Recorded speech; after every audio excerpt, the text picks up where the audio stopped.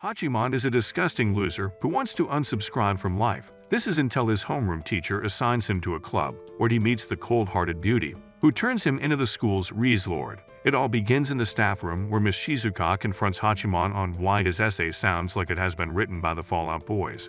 Feeling offended over being called emo, Hachiman tells Shizuka that every teen wants to unsubscribe from life, so this isn't out of the ordinary. Shizuka instantly has enough of this annoying son of a gun and aims to punch his face, but ultimately decides against it. Before Hachiman can tell his teacher that he will be dragging her to the court, Shizuka orders him to follow after her. The two then arrive at a classroom where Yukino is sitting with a book in her lap. Upon seeing her, Hachiman instantly realizes that he likes his women educated, but then his face crunches up in a scowl when he finally remembers who Yukino is. Turns out, Yukino belongs to the International Education, Class Ch, which is pretty well known since it has 90% girls in it who are 100% baddies. And on top of the baddie food chain sits Yukino, who is envied by everyone. Hachiman is then pulled out of his trance as he hears Shizuka informing Yukino.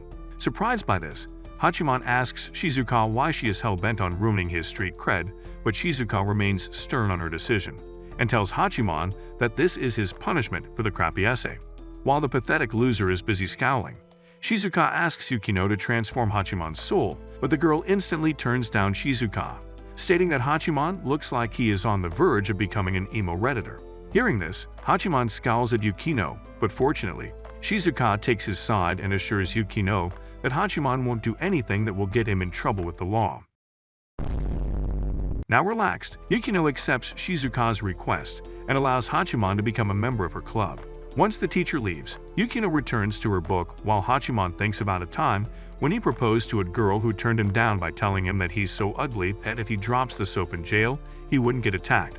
This crushed his heart so badly that Hachiman vowed to never again love a female, since they only go for boys built like handsome Squidward. Turning towards Yukino, Hachiman gazes at her intently and makes up his mind to make her hate him. With that thought in mind, Hachiman tries to growl like an alpha wolf, only for him to get schooled by Yukino. Once he simmers down, Yukino asks him if he has ever touched anyone besides his mother.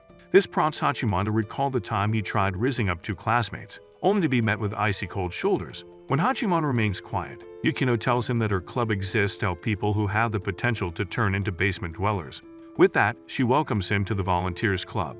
From behind the door, Shizuka overhears Hachiman and Yukino's heated argument and decides to intervene. Hachiman tells Yukino that he doesn't need to change himself to fit in society, but Yukino insists that this isn't America, where he will find someone to match his freak. Sighing, Shizuka tells the two that since they can't see eye to eye, they will have to battle to see who can use the club to help others. The next day, Hachiman returns to the club and tells Yukino that she is a big fat loner too. Yukino begrudgingly conforms with Hachiman's insult, but states that she is friendless because all the boys want her and all the girls hate her. In the same lines, Yukino tells Hachiman that she hates how the world is filled with jealous, imperfect people like him, and that's why she wants to reshape the globe. Seeing how Yukino is truthful, Hachiman begins to find some commonality between himself and her. This prompts him to ask Yukino if she would like to be friends, but of course, the girl bluntly states that she doesn't befriend a tuna breath. Hachiman is about to commit war crimes when a girl enters the room. Upon seeing Hachiman, Yui loudly asks Yukino what he's doing here. As Hachiman hears Yuki call him by his nickname, he tries to wonder where this ugly stranger got the audacity to do so. Turns out Yui is a classmate of Hachiman and knows what kind of a loner he is. A few days later, the trio gathers in the kitchen. Yukino informs Hachiman that she is helping Yui make cookies and all he has to do is give his opinions. After the first failed attempt, Yui becomes disheartened and says that if the way to a man's heart is through his stomach, then she is definitely dying a virgin. Moreover, she expresses how she can never be talented like the people around her. Hearing such words, Yukino tells Yui to change her loser mentality, which inspires Yui to do better. However, when she fails the second time, Hachiman intervenes and tells Yui that she doesn't need to try so hard since a man will instantly melt at the sight of a living, breathing woman. Some days later, Yui enters the club room and gives Yukino and Hachiman handmade cookies. Despite finding the cookies despicable, Hachiman eats the cookie when no one is looking. After returning to his seat, Hachiman observes the dynamic of his class and notices how those blessed with hunter eyes and Chad jawline sit at the top of the food chain, while the rest of the NPCs gather around them like a bunch of flies. Looking down on such a system, Hachiman thinks to himself that he is an apex predator that doesn't need anyone to be happy, forgetting one major part, that nobody needs him either. A few minutes later, Hachiman is called to Shizuka's office, who questions him once again over his twisted mindset. Feeling irritated, Hachiman asks Shizuka why she is constantly riding his pork sword, to which Shizuka explains that she is the student counselor and so counseling insults is part of her job. With that, Shizuka asks Hachiman why he is so against groups and beautiful people, but Hachiman counters her by saying that she should understand what he feels since she is an old hag who has nothing but her fur babies and female happy device to keep her company. After punching the hater in Hachiman, Shizuka asks him what happened to his client, referring to Yui. Instead of answering her, Hachiman asks the student counselor what about the battle she had announced a few days ago. Remembering the contest, Shizuka tells him that she will decide who the victor is based on her own whims and prejudice. Despite being creeped out, Hachiman decides to stay quiet until Shizuka asks him what he feels about Yukino. When he calls her annoying, Shizuka tells Hachiman how Yukino is a perfect student, but even perfect people have their struggles. As Shizuka expresses how she wants to send him and Yukino to a protected place, Hachiman wonders if she means mental asylum. Returning back to his class, Hachiman sighs in disappointment when he has to eat with the side characters. Suddenly, his attention is drawn onto the Queen Bee and the Chad King, Yumiko, and Hayato, who quarrel over going to the ice cream shop. Yumiko insists that she wants to try on some new flavors, but Hayato tells her that she has already started to look like a land whale. During the conversation, Yui tries to suck up to Yumiko, who just ignores her. That is until Yui tells Yumiko that she has to go somewhere. Hearing this, the Queen Bee tells her to get a lemon soda, but when Yui states that she will be late, Yumiko gets pissed and tells her she is not acting like a good obedient slave. Observing the scene from afar, Hachiman becomes concerned for Yui and tries to stand up for her. Of course, when Yumiko yells at Yui, he tucks his tail back inside and decides to just mind his business. All of a sudden, Yukino arrives and saves Yui from the embarrassment. Seeing her, Yui gets the courage she needed. Once everyone leaves the classroom, Yui thanks Hachiman for standing up for her. Once everyone leaves, Yui tells Yukino that she is done being her personal toilet paper and now prefers the company of Hachiman and Yukino. After saying all of this, Yui steps out and finds Hachiman waiting for her. Instead of thanking him, Yui calls Hachiman a busted-up radiator and runs to catch up to Yukino. The trio then enters the clubroom and are greeted by a weird old man who appears to know Hachiman. When the girls ask him why he knows a man that looks like he escaped from the Saki ward, Hachiman flat-out refuses to have any associations with the stranger. As the old man, Yoshiteru continues his mindless ramblings, Hachiman caves and admits he was once his gym partner. Yoshiteru then proudly announces that he is a swordsman. Hearing this, the girls tell Hachiman to pull down his pants and reveal his sword so they can see who is a better fighter. Ignoring Yui and Yukino, Hachiman asks Yoshiteru what he is doing here. But the senile old man continues to ramble how he has to the Volunteers Club, so they can grant their wish. This prompts Yukino to state that the Volunteers Club helps by nudging the person in a better direction, because after all they are not some magical beings. Hearing this, Yoshiteru is greatly disappointed, as he thought the Volunteers Club would volunteer to give him a soul-snatching sloppy toppy. Seeing Yoshiteru lose his Yukino becomes concerned and asks Hachiman what is really going on. Finally, Hachiman reveals that Yoshiteru has 8th grade syndrome, which means he has based his personality after a character from history, and is living in his own fantasy world. When he tells Yukino that the syndrome can be really bad for some, she asks him to give her an example of how bad it can get. Hachiman admits that he once lived in his own delusions, but he touched grass and became more than a poster child for lobotomy. In the meantime, Yukino asks Yoshiteru if he wants them to cure his mental illness, when Hachiman notices a paper sitting down on the floor. Upon reading the paper, he finally realizes what's going on and asks Yoshiteru if he is writing a novel. The boomer admits to writing a light novel, revealing that he has entered a competition for rookie writers. With that, Yoshiteru states that he just wants them to read his manuscript so he can submit his work with confidence. Understanding his request, Hachiman tells Yoshiteru that nowadays people on the internet are rating PPs, so he could have just asked them to rate his book. But Yoshiteru insists that they rate his book since he can't handle brutal criticism yet. At that moment, Hachiman tells Yoshiteru that Yukino is much more brutal than an average redditor. That night, Hachiman spends his time reading the manuscript. Fatigued out of his mind, he reaches school the next day and finds Yukino dozing in the clubroom. Seeing her sleeping so peacefully, Hachiman lightly tells her good work, which wakes her up. Upon seeing Hachiman, Yukino tells him that his ugliness really shook her. Hachiman curses himself and apologizes to Daddy Tate for simping for Yukino. Later on, Yoshiteru arrives and demands an honest review. Yukino tells him to ask and he shall receive. With that, she states that his book was so boring that she didn't need sleeping pills. Hearing this, Yoshiteru becomes miserable, but expects Hachiman to get his artistic creativity. To his dismay, Hachiman joins Yukino in roasting his book. Now unable to cope, Yoshiteru ends up crying at the insults. Sometime later, Yoshiteru asks the gang if they would be willing to offer constructive feedback when he rewrites his book. Surprised, the crew asks him if he has a humiliation kink, but Yoshiteru states that he just likes hearing what others think of his work. With that, the old bozo leaves to fight his imaginary demons. During the physical activity class, Hachiman's class is asked to pair up, so they can all indulge in a game of badminton. Hachiman, who has been forever alone, knows exactly what to tell the teacher to get out of this situation. After telling his sir that he can play alone, Hachiman gets to his business when suddenly a ball hits his head. Despite losing a few brain cells, Hachiman returns the ball when his classmates direct an half-assed apology to him. However, since the boys had used a wrong name to address him, Hachiman becomes pissed and angrily throws the ball against the wall, only to get smacked once more. Later on, Hachiman enjoys his lunch in solitude when he is greeted by Yui. Hearing her annoying voice, Hachiman tells Yui why she is here when she would be in the kitchen. Yui reveals that she is getting punished by Yukino, which makes Hachiman wonder if her talking to him is the punishment. Yui quickly clarifies that the punishment was to get drinks, she just happened to stumble upon him. Hearing this, Hachiman unclenches his butt cheeks, because he would have totally rage quit his life if Yukino had used talking to him as a punishment.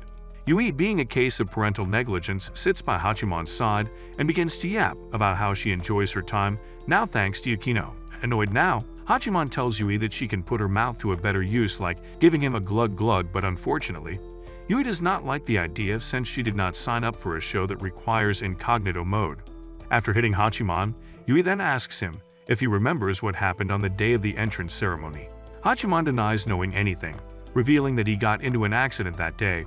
Before they could complete the conversation, they are interrupted by a trap named Soi, who asks them what they are doing alone in the bushes. Yui laughs nervously and informs Soi that she was just giving Hachiman some attention, so he doesn't shitpost his feelings on Facebook for a few likes. Hearing this, Soi turns his attention towards Hachiman and tells him that he is really good at tennis. Since Soi is from the tennis club, he knows what he is talking about. However, not knowing who Soi is, Hachiman laughs sheepishly at the unexpected compliment and asks Yui who the stranger is. Yui then reveals that Soi is in their class, which surprises Hachiman as he tells Soi that he doesn't interact with girls that much. In response, Soi shyly tells him that he is a man. Extremely bewildered and confused by this, Hachiman thinks that Yui has more testosterone than this bozo right here. Once the break is over, Soi invites him to play tennis with him. During the game, Soi does cutesy shit with Hachiman, which leads him to see Soi in a different light. After the game, Hachiman sits on the bench to calm his very confused junior when Soi takes a seat beside him.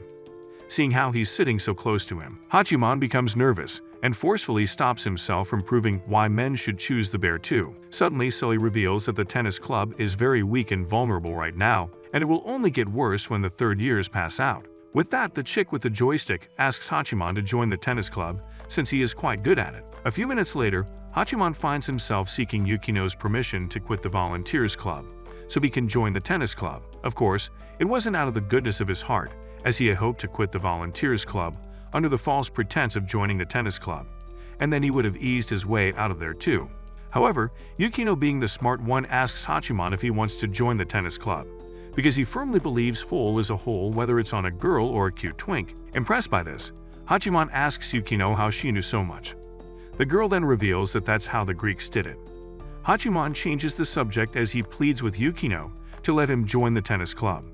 Surprised, Yukino inquires why he cares so much, and so Hachiman states that this is the first time someone has approached his loser for help. Upon hearing this, Yukino admits that if Soi came to someone like him, then he must have been really desperate for help. When asked what she would have done, Yukino states that she would have made the members of the tennis club run laps until they got reincarnated as vending machines.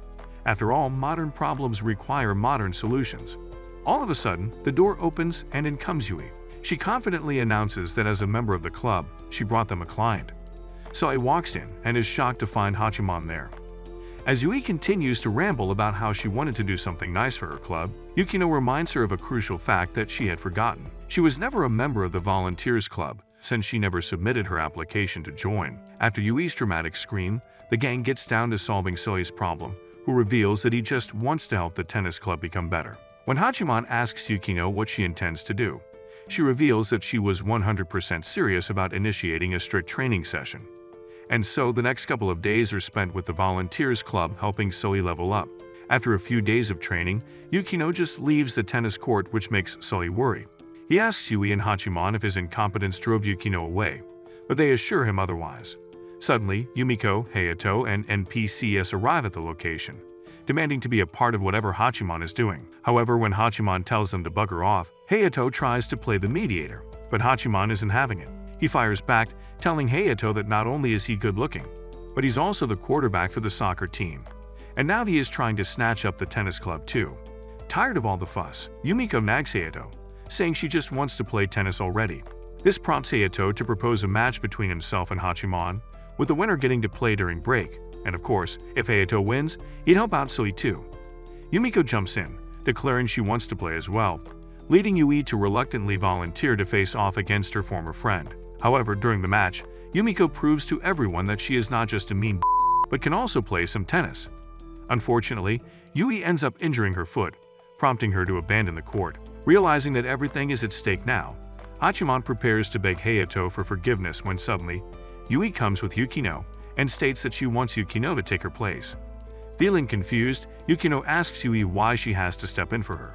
Yui, with a determined smile, reveals that since they're friends, she can only rely on Yukino. This lights a fire in Yukino, who confidently steps up to face Yumiko. The match is intense, with both sides giving it their all. In the end, it's up to Hachiman to secure victory for the Volunteer Club. All those years of playing alone finally pay off as he clinches the win. But even then, no one cheers for him, as Hayato and Yumiko, after losing the match, dramatically elope, leaving the NPCs with quite the spectacle. Later on, the god of plot rewards Hachiman's efforts by giving him a glimpse of Yui and Yukino's holy thighs. Before leaving for school, Hachiman encounters a brain-dead creature in his house, aka his little sister, Komachi, who is busy reading about who got under Taylor Swift this week. Seeing her lies around, Hachiman reminds her that it's time to get some education. This doesn't bode well for Hachiman as Komachi starts to strip her clothes and throws it on her brother like he is a gaming chair. Once she leaves to bathe, Hachiman notes that having sisters is weird because no matter how cute they are, you just don't feel a tingle for them down there. He even goes as far as to say that whenever he sees Komachi in her underwear, he just tries to guess which material the panty is made of. Stepping out of his home, Hachiman is greeted by Komachi, who is waiting for her brother to drive her to school. Sighing, Hachiman sits down on his bicycle as Komachi reminds him not to get into a traffic accident. This prompts Hachiman to recall his first accident. At the beginning of the school year, he was excited to start a new chapter, so he left home early. However, when he was on the way, a dog is about to get his chance of being reincarnated as a human being, but Hachiman decides to save him and intervenes. As a result, he ended up in the hospital after getting his foot fractured. Arriving at school, Komachi tells Hachiman that when he was in the hospital, he got visited by the dog owner, who had come bearing gifts as a thank you. Of course, those gifts never made it to him since he has a greedy little sister. Komachi then also reveals that the dog owner said to her that she would like to thank Hachiman again since they go to the same school. Surprised, Hachiman asks Komachi to state the name of the dog owner. Komachi admits that she forgot the name. Later that day, Shizuka reads out Hachiman's essay on how is his future profession. He would like to be a house husband. Reading this, Shizuka is filled with rage and readies her knuckles to give Hachiman a beating that he would never forget. As the boy pleads for his life, Shizuka calms down and tells him that he would 100% die a virgin since his relationships won't work as both parties would be wanting princess treatment. Hearing this, Hachiman tells Shizuka that men are the prize, which ends up getting him punched in the gut. Once she is done with the violence, Shizuka informs Hachiman that he will need to form a group of 3 since they will be going on a lot of educational tours. After this conversation with Shizuka, Hachiman enters the Volunteers Club room, where he is greeted by Yukino, who asks him if he ran into her. Before he can ask who this her is, Yui barges in and tells Hachiman that she had been looking for him. Confused, Hachiman states that not even his biological parents are looking for him. So why is she? His question is answered by Yukino, who states that since he was taking too long, She sent Yui to look for him. Yui then reveals how she looked for him everywhere. Asked everyone but nobody knew him, so it was a real pain in the ass. On that note, Yui blushes and asks Hachiman to give her his Snapchat ID so they can exchange information. As Hachiman agrees to the idea, Yui takes his phone and starts typing, which prompts him to ask her how many boys she has been texting for her to develop such fast typing skills. Yui pouts and states that he is shocked because he has nobody to text him. This upsets Hachiman, who then reveals that during the start of the semester, he exchanged contacts with a breathing woman, but she was so exhausted that she would always tell him that she was sleeping at 5 p.m. sharp. For a minute, Yui struggles to break the reality to Hachiman, but luckily, Yukino steps in and tells the boy that while he was getting goodnight texts, some other Chad was getting the "Are you up?" texts at 12 a.m. Upon hearing the truth, Hachiman's eye begins to twitch in pain. He takes the phone from Yui and states that it's time to post another misogynistic meme on women. All of a sudden, Yui gets a weird text and Yukino instantly assumes it's Hachiman. She confronts him by asking Hachiman why he would instantly send a picture of his naked mole rat to Yui. Despite Hachiman pleading innocence, Yukino suspects him of being a sussy beka. Luckily, Yui vouches for Hachiman's character, stating that the text is regarding their classmates, and she doubts Hachiman cares enough about gossiping around. Suddenly, Hayato walks in, stating that he has a problem that needs the Volunteers Club's help. Without further ado, he pulls out his phone and shows Yukino a series of texts. As she scrolls through, the messages reveal that Toba is being labeled a delinquent. Yamato is accused of being a 3-timing Dutchbag, and Iroa is said to play dirty to win games. Once Yukino finishes reading, Hayato reveals that his friends are being targeted by an anonymous person who is hell-bent on tarnishing their reputations. Hearing Hayato plead for help, Hachiman throws up internally as he thinks about how Chads like Hayato have a cushioned life, so they always want to white knight for others. In the meantime, Yukino asks Hayato if he wants them to seek revenge on the person who is behind this malicious message thread. Before Hayato can correct Yukino, she expresses anger over people who hide behind anonymity while they get to expose others.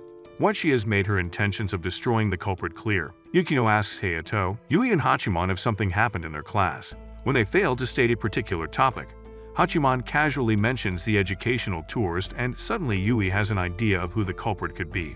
After analyzing the situation, Yui states that since the groups will be formed in threes, the person who fears being left out is likely trying to sabotage everyone else out of insecurity. While Hachiman can see how Yui is correct, Hayato mentions that the texts talk about all three of them. This prompts Hachiman to reveal that this is because the culprit wants to make sure he doesn't want anyone to suspect it was all his doing. Understanding Hachiman's statement, Hayato frowns until Yukino asks him to give some background on his friends. Since Hayato is a Chad who sees the world with rose-tinted glasses, he fails to give Yukino the tea she had been looking for, so she appoints Yui and Hachiman to spy on Toba, Yamato, and Iroa. That day, Yui tells Hachiman she's going to try asking the girls what they think about the possible suspects. With that in mind, she approaches Yumiko and Hina to talk about the boys. Initially, they're both disturbed by Yui's sudden interest, wondering why she's trying to gossip about them. But then, Yumiko has a realization that maybe Yui's into one of the boys. When Yui vehemently denies liking anyone, Hina's eyes light up with excitement. She asks if Yui is curious, because she too likes imagining the boys in fruity relationships. Feeling anxious for her own safety, Yui runs off to Hachiman and Yukino, admitting she has failed to gather any intel. This prompts Hachiman to step in. While casually keeping an eye on Hayato's friends, he is approached by Saki, who asks him if he has picked a group for educational tours. When Hachiman states that he doesn't have any friends, Saki tells him to think about him as a friend. This prompts him to gaze at Saki, and Hachiman realizes that he has wrong intentions for this beautiful boy. All of a sudden, Hayato approaches them asking Hachiman if he has figured something out. On that note, Hachiman stares at Iroa, Toba, and Yamato and realizes one thing. He gathers the members of the Volunteers Club, including Hayato, and says that Iroa, Toba, and Yamato aren't friends with each other, but they hang out together for Hayato's sake. When Yukino asks what should be done to solve this problem, Hachiman gives them a creepy smile. Hachiman suggests that Hayato doesn't need to find out who the culprit is. Instead, he should help the three boys Iroa, Toba, and Yamato get closer by taking himself out of the equation. Hayato takes Hachiman's advice and later sits beside him, sharing how shocked the trio was when he told them he wouldn't be grouping with any of them. But Hayato is glad, believing this will give them the chance to bond. Hachiman is unexpectedly touched by Hayato's thoughtfulness, especially when Hayato asks him to pair up and wonders if Hayato is secretly an American. Suddenly, Soi arrives and casually announces that he's joining their group too. For a brief second, Hachiman wonders if this could be the start of something amazing. The next day, Hachiman arrives late and tries to tell Shizuka that he is fashionably late. However, taking one look at Hachiman, Shizuka tells him that he looks ugly as usual. As Hachiman tries to argue with her, Shizuka tells him to brace his teeth because he is about to eat a knuckle sandwich. Once the beating is delivered to the face address, Shizuka sighs and says that there are too many problematic kids in her class. Right on cue, a baddie walks in and Shizuka asks her if she is also fashionably late. The girl Saki ignores Shizuka and walks past Hachiman, who wonders why Saki wasn't his female lead. Later that day, Hachiman decides to stop by a cafe where he finds Yukino, Yuki, and Soi studying together. Feeling left out, Hachiman approaches them when Soi innocently asks if he was invited to the study group too. Yuki tries to shut Soi up by giving a glare, but Hachiman picks up on it and cusses them out. Once the berating is done, Yuki asks what he is doing and Hachiman reveals that he is researching summer courses as he needs to prepare for a college entrance exam. Before they can delve deeper into the topic, Hachiman watches his sister walk in with a guy. Seeing this, Hachiman wonders if the guy is railing his sister, but decides to hold back his tongue for now. As they all group together and introduce each other, the guy with Komachi reveals his name as Teishi. He also mentions that while he goes to cram school with Komachi, his older sister Saki is in the same high school as them. Upon hearing Saki's name, Soi remarks that he has never seen her mingling with others. This prompts Komachi to chime in, revealing that Teishi had recently sought her advice because his sister Saki had started behaving like a hood rat, coming home late, and no longer being the kind sister he once knew. Now intrigued, Yukino turns to Teishi and asks how long Saki has been acting this way. Teishi explains that it all started when Saki entered high school. Yukino follows up by asking how late Saki usually arrives. Teishi reveals that she usually comes in the morning, and since their parents work full-time, they cannot care enough where their eldest daughter is. Hearing this, Yukino becomes slightly frustrated, and then announces that the Volunteers Club will be extending a helping hand to Teishi and his sister. The next day, Yukino gathers the club members and states that she gave it a thought and has reached the decision that she will make Saki help herself. With that thought in mind, Yukino asks Hachiman to bring his cat. Once the cat is brought, Yukino reveals that she will try to usher out Saki's gentle side by letting her interact with an animal. Unfortunately, their plan ends up being totally busy when Teishi calls and informs Hachiman that Saki is actually allergic to cats. This prompts the gang to abort their Plan A for Plan B. The gang decides to bring Shizuka in, thinking that a trusted adult might be able to talk sense into her. Once the plan is set in motion, the group hides behind a pillar while Shizuka confronts Saki, demanding to know her whereabouts and what she does at night. When Shizuka brings up the confidentiality agreement she has with her clients, as Shizuka urges Saki to think about her parents, Saki retorts back by saying that since Shizuka is childless and single, she should worry about her own future. This does it for the old hag, as becomes sad and decides to just call it a day. Later on, the group wonders if Saki is behaving all angsty because she got her heart broken by a Chad. And if that is the case, they decide to send Hayato to cheer Saki up. A few minutes later, Hayato tries to raise Saki up by telling her that if she ever needs moral and oral support, he'll be there for her. Saki dismisses him by telling Hayato that he looks like he fabs to his own pictures. Hayato goes back to the group and informs them what happened. Suddenly, Hachiman gets a call from Komachi, who informs him that Saki recently received a phone from a store called Angel.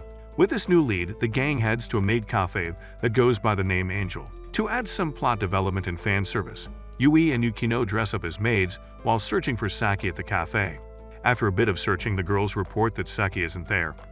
Realizing they have the wrong place, they decide to check out another business with Angel in its name. After dressing up for the place, Yukino and Hachiman arrive at the bar where they are greeted by Saki. Upon finding out that Saki has been working as a bartender, Yukino confidently tells her that she will have to quit since she has obviously lied about her age to work overtime. When Saki refuses to budge, saying she needs the money, Hachiman tells her how Feet Finders is pretty popular these days. Saki ignores Hachiman and says that she needs the money for serious stuff, and if they can't solve her financial issues, they should keep quiet. Now getting annoyed, Yukino tells Saki to stop barking, but Saki counters back, saying that since her daddy is loaded, she wouldn't understand her struggles. This upsets Yukino, who ends up leaving the bar with Yuki. In the meantime, Hachiman asks Saki to meet him once her shift ends. After getting free from work, Saki arrives at the restaurant and finds the entire gang present along with Teishi. Before she can open her mouth, Hachiman states that he knows why she has been working for money. He reveals that not only has she worked to pay for Teishi's cram school, but is also gathering money to attend summer courses. Saki sighs and admits that she wants to go college, but not at the expense of her parents' labor. Hearing this, Hachiman bluntly tells Saki to just get a scholarship, pointing out that her hard work is making Teishi worry. After the siblings leave, Yukino curiously asks Hachiman if all siblings are like that. Hachiman replies with a thoughtful observation. Siblings are like the closest strangers. They know you, yet they don't really know you. Later on, as Hachiman and Komachi walk home, Komachi tells her brother that she is glad he ended up meeting Yuki, the dog owner who also came to visit him at the hospital. This surprises Hachiman as he had no idea it was Yuki's dog. The next day, after the educational tour, Yuki greets Hachiman, saying she's been waiting for him. With a bitter smile, Hachiman tells her that while she's nice, she doesn't have to be. He only saved her dog by chance.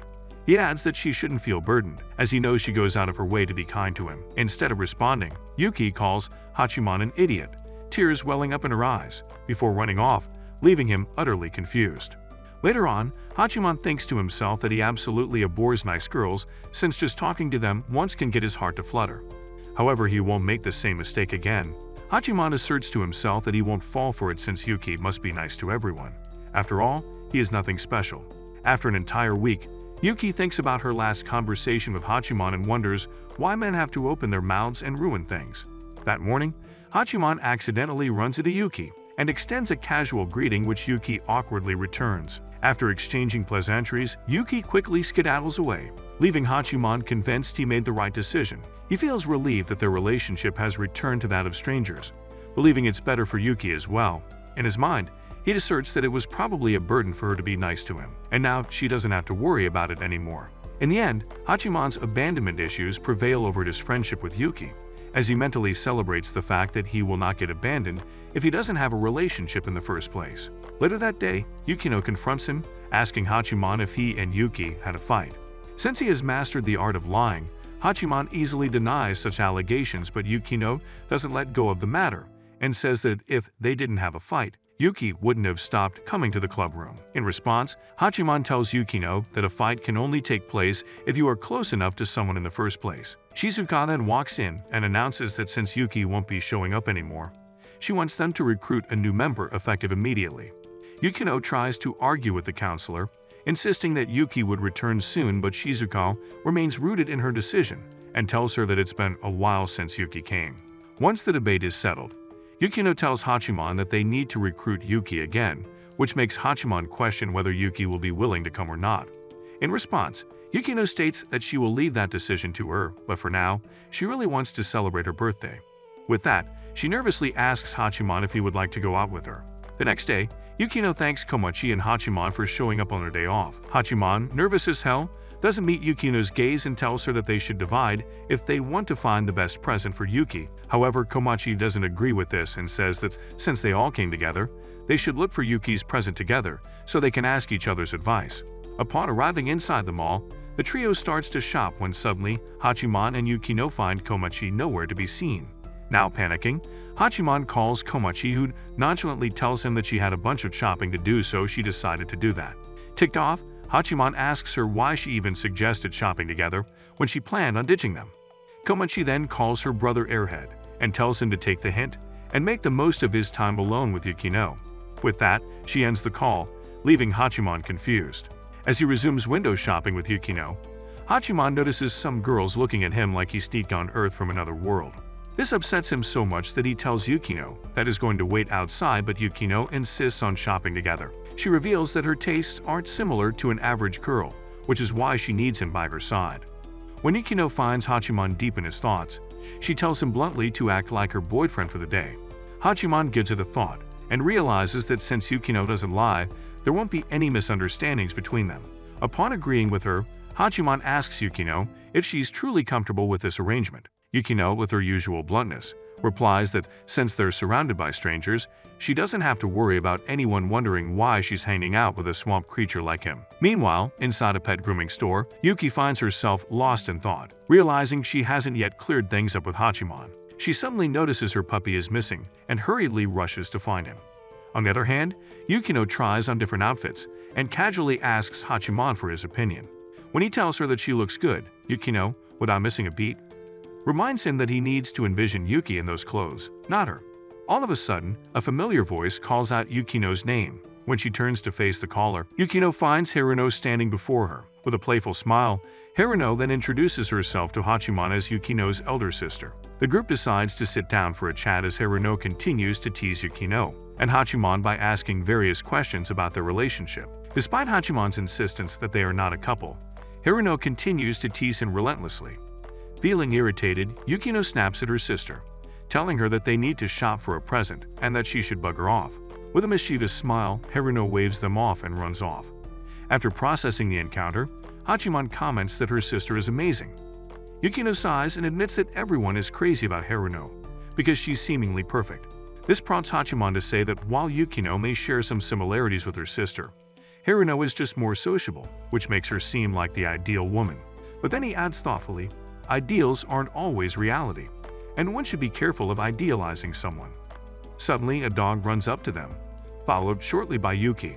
However, when she sees Hachiman and Yukino together, she instantly thinks there must be something going on between the two. This makes her nervous, but Yukino insists that she come to the club room on Monday so they can clear the air out. So on the awaited day, Yuki tries to mentally prepare herself for what she is about to face when suddenly Hachiman appears and tells her to follow him inside. Upon entering the room, the girls clear up the misunderstanding, and when Yuki realizes that Yukino isn't dating Hachiman, she breathes a sigh of relief.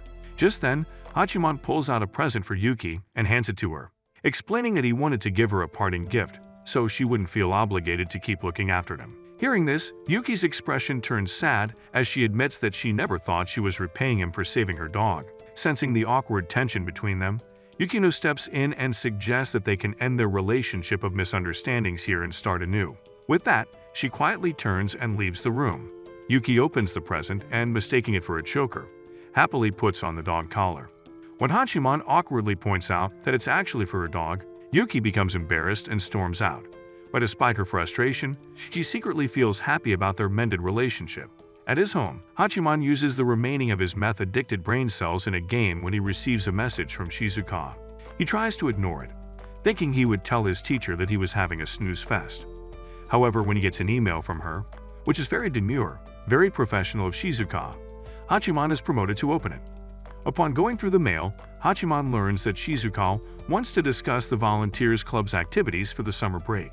Later on, Komachi enters the room and tells Hachiman that she is done with her homework and therefore should be rewarded for studying so hard. Of course, hearing such nonsense, Hachiman tells Komachi that she can easily win an Olympic gold medal with that kind of mental gymnastics. As Komachi continues to insist, Hachiman sighs and tells her to get ready so he can take her out as a reward.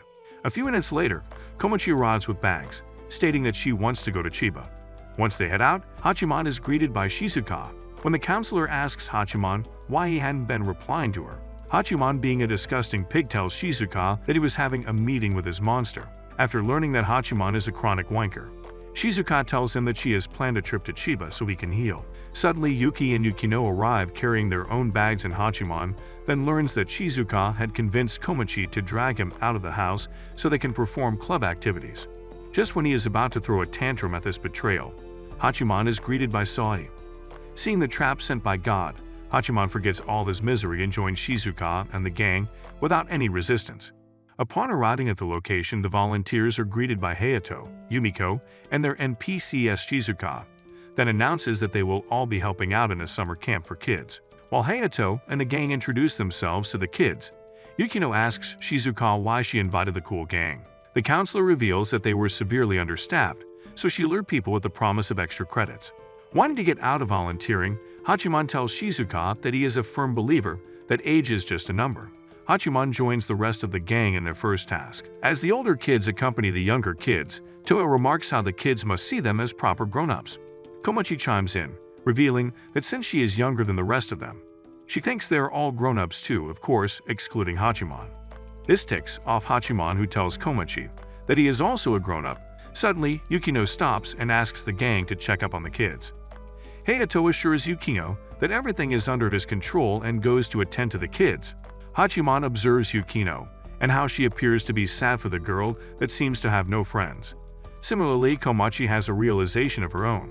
She tells her brother that in front of Hayato, he looks like a complete loser. Emotional damage. Hina joins in, saying that if he was in a relationship with Hayato, then he would always have a pain in his Later on, Hayato finds the loner girl, Ruby, wandering alone and brings her to join the group of kids. Hachiman and Yukino, who had been observing from afar, note how Rumi is being shunned by the rest of her peers. This prompts them to reach a conclusion that kids are as evil as adults. Later on, while everyone is busy having a cookout, Rumi is approached by Hayato. Since he is Mr. Popular, Rumi decides to make a tactical retreat so the mean girls do not feel insecure of her. With nowhere to go, she joins Hachiman and Yukino. After exchanging introductions, the gang is joined by Yuki. That's when Rumi states that she knows Hachiman and Yukino are different from the rest and she is like them. When Yuki asks her to elaborate, Rumi reveals that her peers are all brats. Hearing this, Yuki states that if she doesn't make friends, she will become an outcast, but Rumi insists that once she reaches middle school, she will just make friends with the newcomers. Upon hearing her strategy, Yukino informs Rumi that her plan is a total bust, because the people who are ignoring her will likely be attending the same middle school as her. So history is bound to repeat itself. Saddened by the information, Rumi reveals that she was one of the mean girls in the past and would purposely exclude others. Before long, she realized she was among those that were excluded. Later on, the Volunteers Club discuss Rumi's case with Shizuka.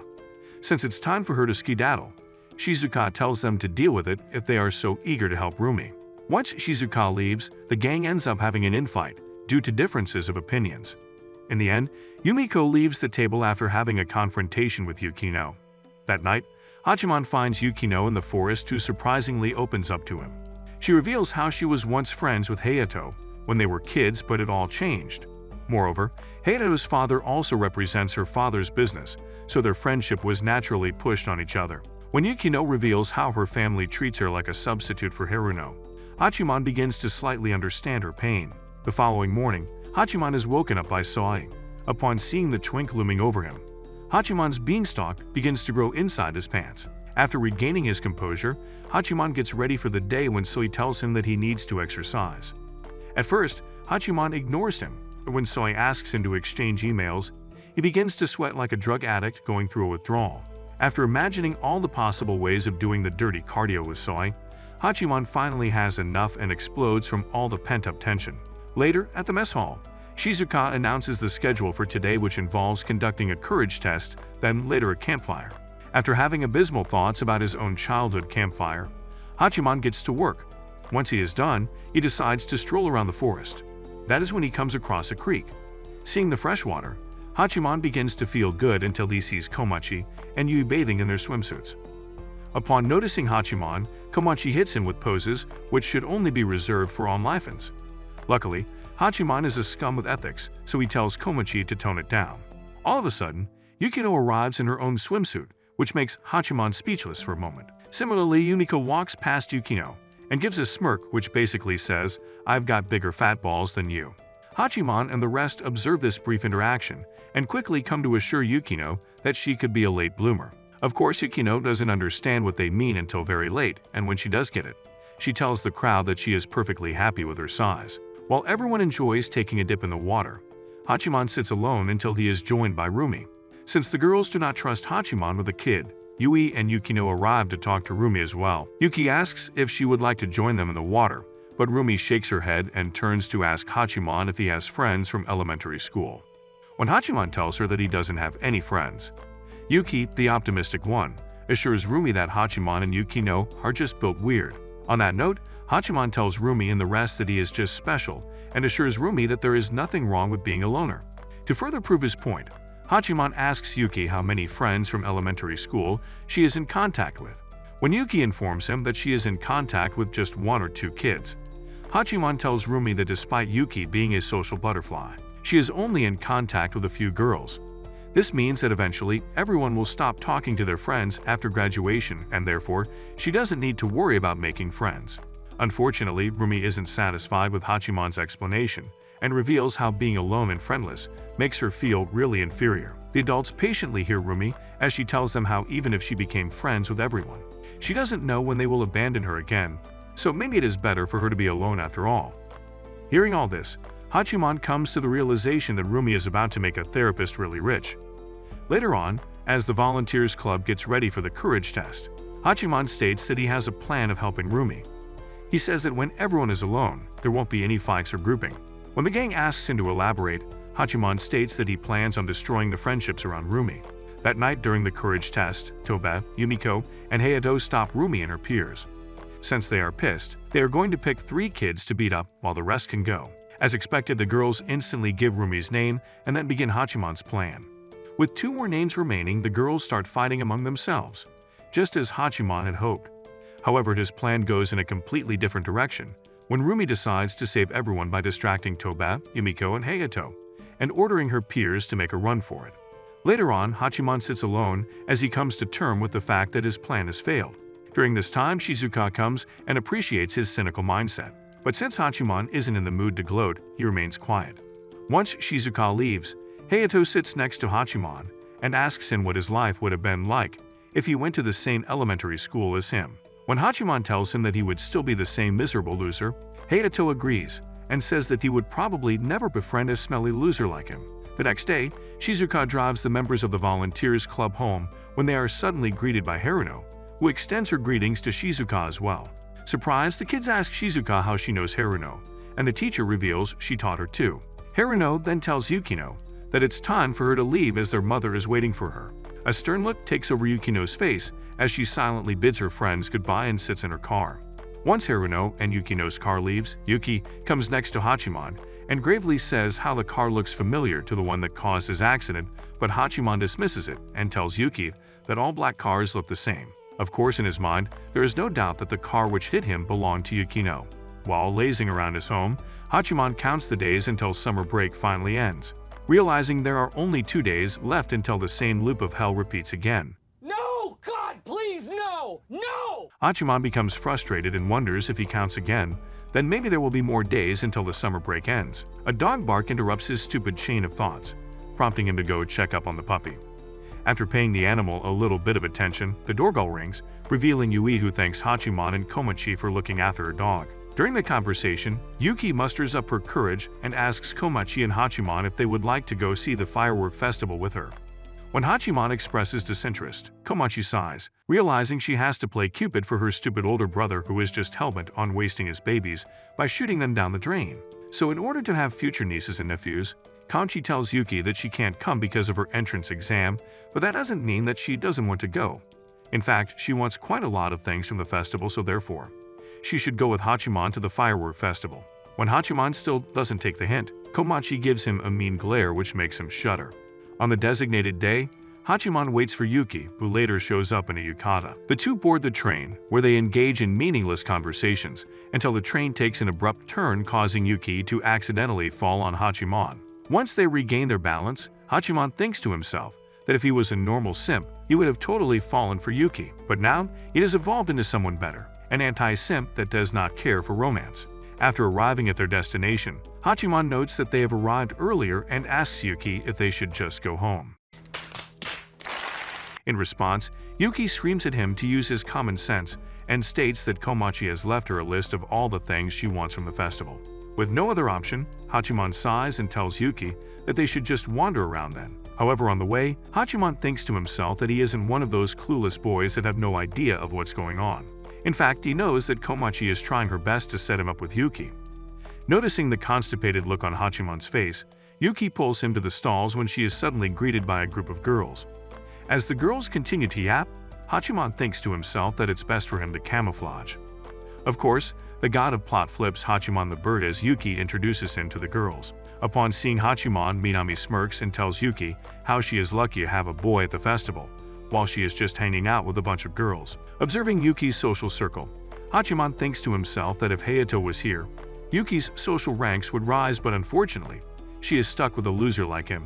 Feeling inadequate, Hachiman tells Yuki that he is going to get some fried noodles and leaves. This doesn't sit right with Yuki, who cuts her conversation short and joins Hachiman. While standing at the stall together, the fireworks go off.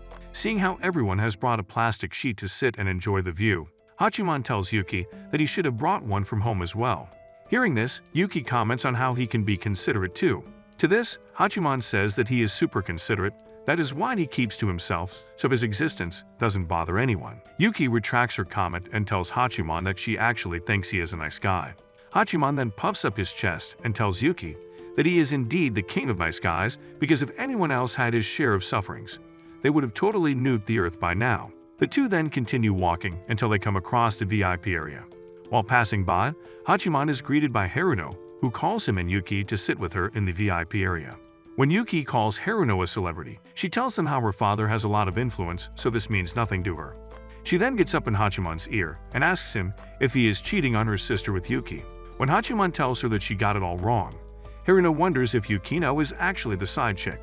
During the conversation, Haruno tells Yuki and Hachiman how she has to handle events on behalf of her influential mother. She also reveals that her mother is very scary, which is why Yukino often clashes with her. Turning her attention towards Yuki, Haruno asks her what she feels about Yukino.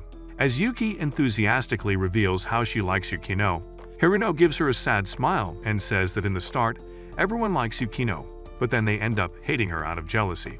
Hearing this, Yuki firmly states that she would do no such thing. Once the firework festival comes to an end, Haruno asks Hachiman and Yuki if they want to ride home. Hachiman stares at the car long and hard until Haruno tells him not to hold anything against Yukino since the accident was not her fault. Hachiman shrugs and tells her that he is not one to hold grudges and walks away with Yuki. During the walk home, Yuki asks Hachiman if Yukino ever talked to him about the accident, but he shakes his head no. Before parting ways, Yuki tries to tell Hachiman about what she feels but ends up chickening out. After a few days, Hachiman arrives at school, where he momentarily stops to have a conversation with Yukino. Once the conversation is over, he thinks about how he once thought Yukino was a just beautiful, brutally honest and reliable person, but now he can't forgive her for being a liar like everyone else.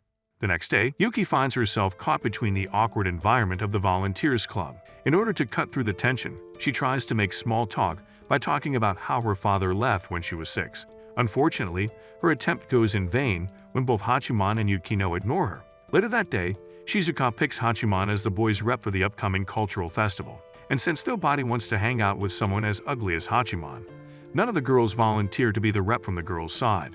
Seeing how everyone is fighting over it, Minami tries to throw Yuki under the bus by telling her to take on the responsibilities. As Yuki struggles to say no, Yumiko comes to her aid by telling Minami that she needs her friend to attract customers for the stalls. In the end, Hayato the Chad steps in and tells Minami to take on the duty as the second representative. Not wanting to say no to the hunk, Minami ends up accepting the role. Later on, the members of the student council hold a meeting with all the representatives for the cultural festival. Meguri, the student council president, announces that they need to have an executive for the festival and asks for volunteers.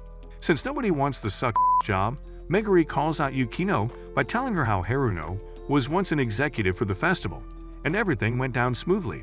Meguri's subtle way of getting Yukino to become an executive gets shot down when Yukino curtly tells her that it's just going to help them with the festival by remaining a committee member.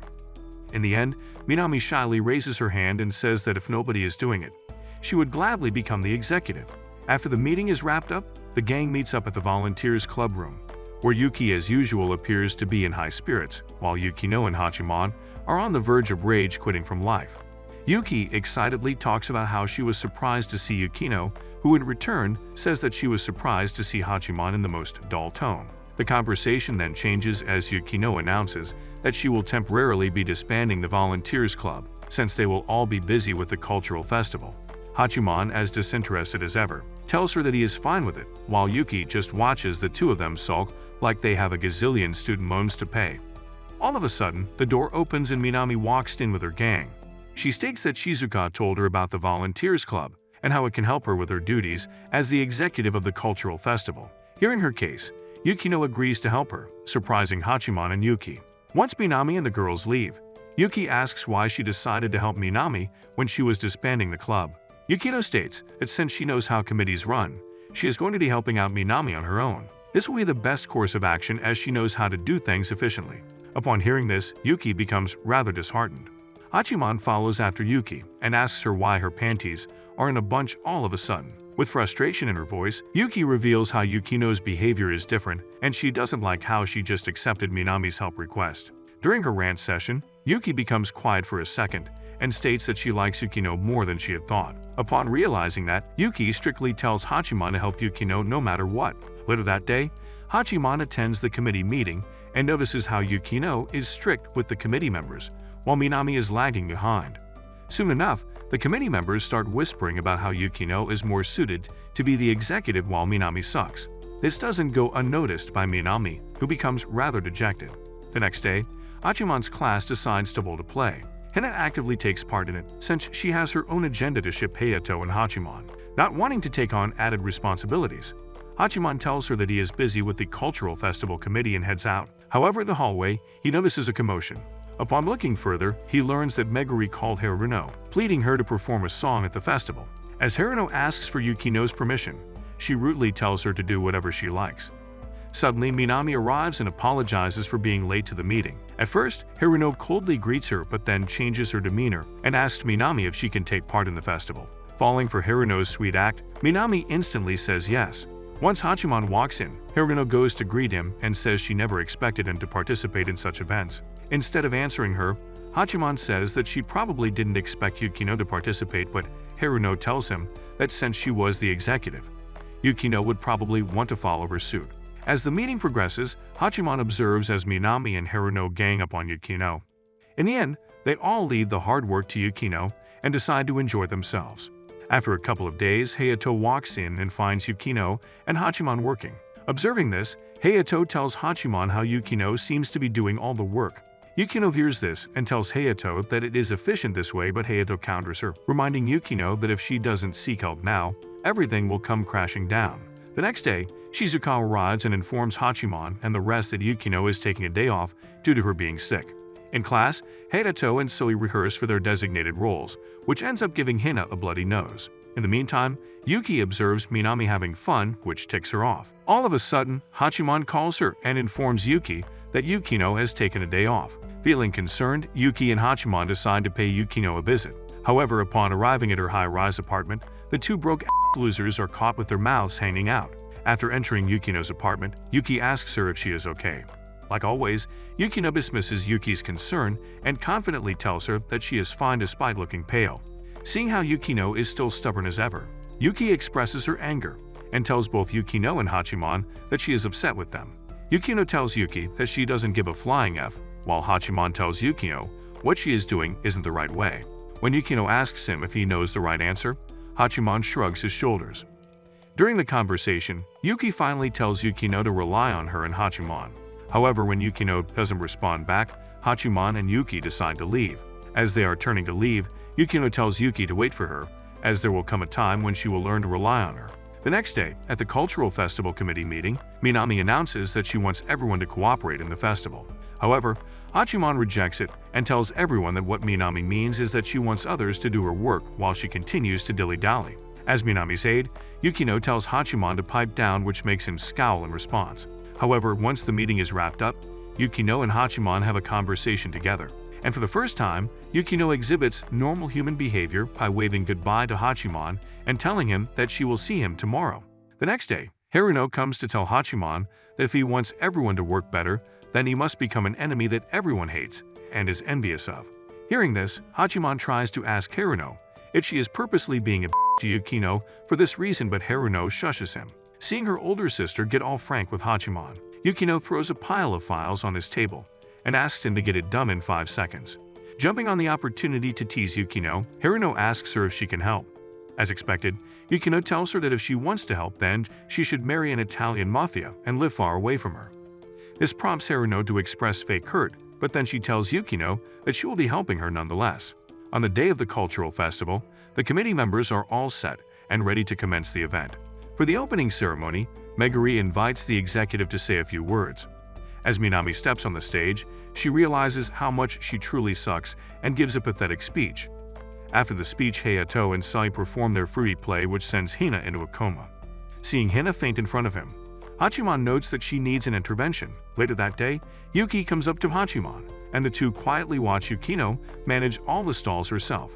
Seeing this, Yuki notes how Yukino is a girl boss and Hachiman agrees. Yuki then brings out honey toast and asks Hachiman to eat with her. Once they are done eating and Hachiman offers to pay for his share, Yuki tells him that he should just take her to a restaurant. This causes him to blush a little as he thinks that Yuki is asking him to take her on a date. While Hachiman's love life appears to be taking a turn for the best, Minami has a breakdown in the bathroom.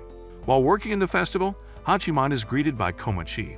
Upon learning that her brother is being a contributing member of the society for once, Komachi begins to cry happy tears. Once Komachi leaves, Hachiman spots Yukino and decides to hang out with her. During their conversation, Hachiman observes a group of kids running towards the auditorium and asks Yukino what's going on.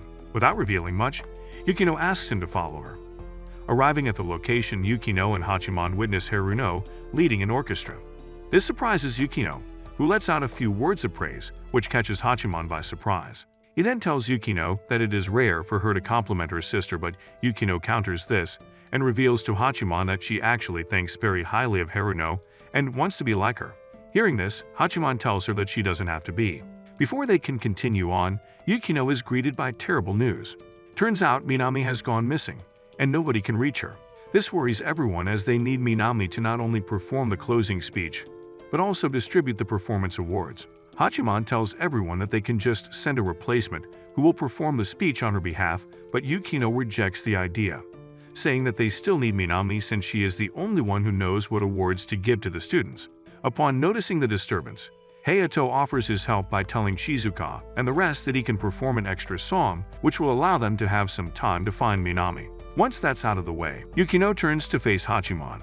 Despite him being the most useless person on the show, Yukino entrusts him with an important task of finding Minami in 10 minutes. As Hachiman accepts the task, Yukino tells Haruno that she needs her help with something. Surprised, Haruno tells her that this is the first time she has ever asked for help.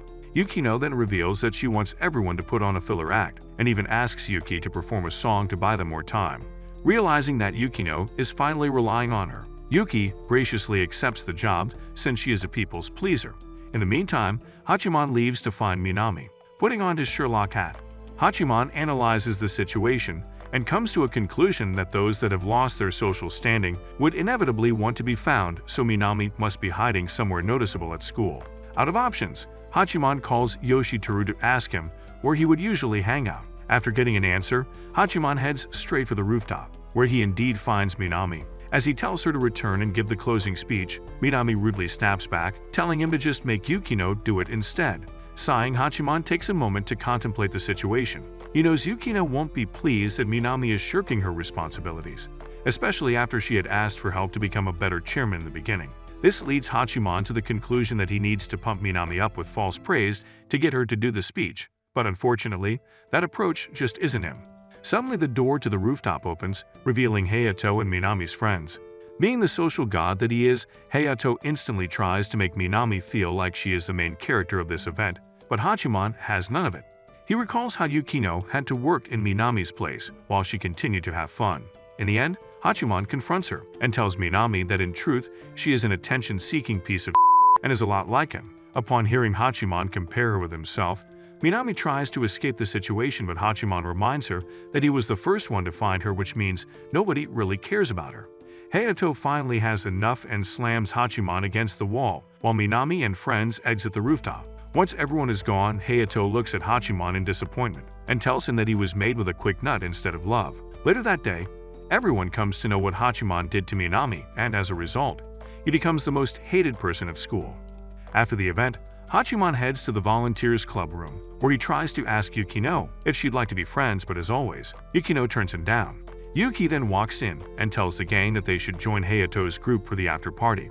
With nothing better to do, the Volunteers Club had decided to extend help by offering their services. One day, they read an email about how a person wants to make their sports festival memorable since it will be the last one. This prompts Yukino, Yuki, and Hachiman to recount their own feelings regarding the event. Yukino states that she has always hated the sports festival, and both Hachiman and Yuki agree since they suck at sports. Just then, the door to the club room opens, revealing Meguri. She reveals that she is actually the one who sent the email. Meguri also says that since the cultural festival was prepared so well, she wants the sports festival to be the same too. While begging Yukino, Meguri tries to remember who Hachiman is but fails. This gives Yukino an opportunity to tease Hachiman and tells him that he is very forgettable. Suddenly, Meguri remembers Hachiman and tells him how she recalls him, helping a lot during the cultural festival. Once she is done buttering up Hachiman, Meguri reveals that she is tired of having the same boring athletic festivals and needs their help. As the gang agrees, Meguri brings them to the committee meeting where they are greeted by Shizuka, who reveals she was the one who sent Meguri to seek help. While discussing for ideas and what they should do, Shizuka rejects all the suggestions, and so Hachiman decides to bring in the big guns. He calls Yoshiteru and Hina to give ideas, and with that the gang gets to work. On the day of the event, the girls show up for the first competition in costumes designed by Saki. After plenty of fun and excitement, the red team emerges victorious. Much to Meguri's delight, following the girls' match, it's time for the boys' pole toppling competition. The teams are divided into white and red, with Hayato leading the white team and Sully leading the red team. Hachiman and Yoshiteru, both on the red team, devise a shady plan to win against Hayato. Hachiman acts as a decoy, drawing all the attention to himself, while Yoshiteru sneaks in and topples the white team's pole, securing the win for the red team. Unfortunately, due to their foul play, they end up getting disqualified. After the sports festival, Yukino, Yui, and Hachiman gather in the club room, reflecting on the day and feeling hopeful about more events they can plan together in the coming year. After the dramatic turnout of the cultural and athletic festivals, the school is back to its default settings and Hachiman's do not disturb demeanor is up and running as usual. Later in class, Hachiman was busy chilling in Oblivion World when Yui is suddenly asked if he'd be coming to the club room. When he tells her he's got nowhere else to go, she quickly leaves so she's not spotted with a social grenade like him. Shortly after, Sai approaches Hachiman, pointing out that everyone but him has already found a group for the upcoming school trip. Feeling bad for the kid, Hachiman asked if he'd like to join his group, and Sai quickly agreed. Meanwhile, Hayato rejoined his group of friends in the classroom, who were clearly annoyed. They grumbled about their alpha disappearing on them to visit the restroom, teasing him by asking if he was trying to pull a Hachiman. Later at the club room, Yukino and Yua discuss over tea if Kyoto is actually a great spot for a school trip.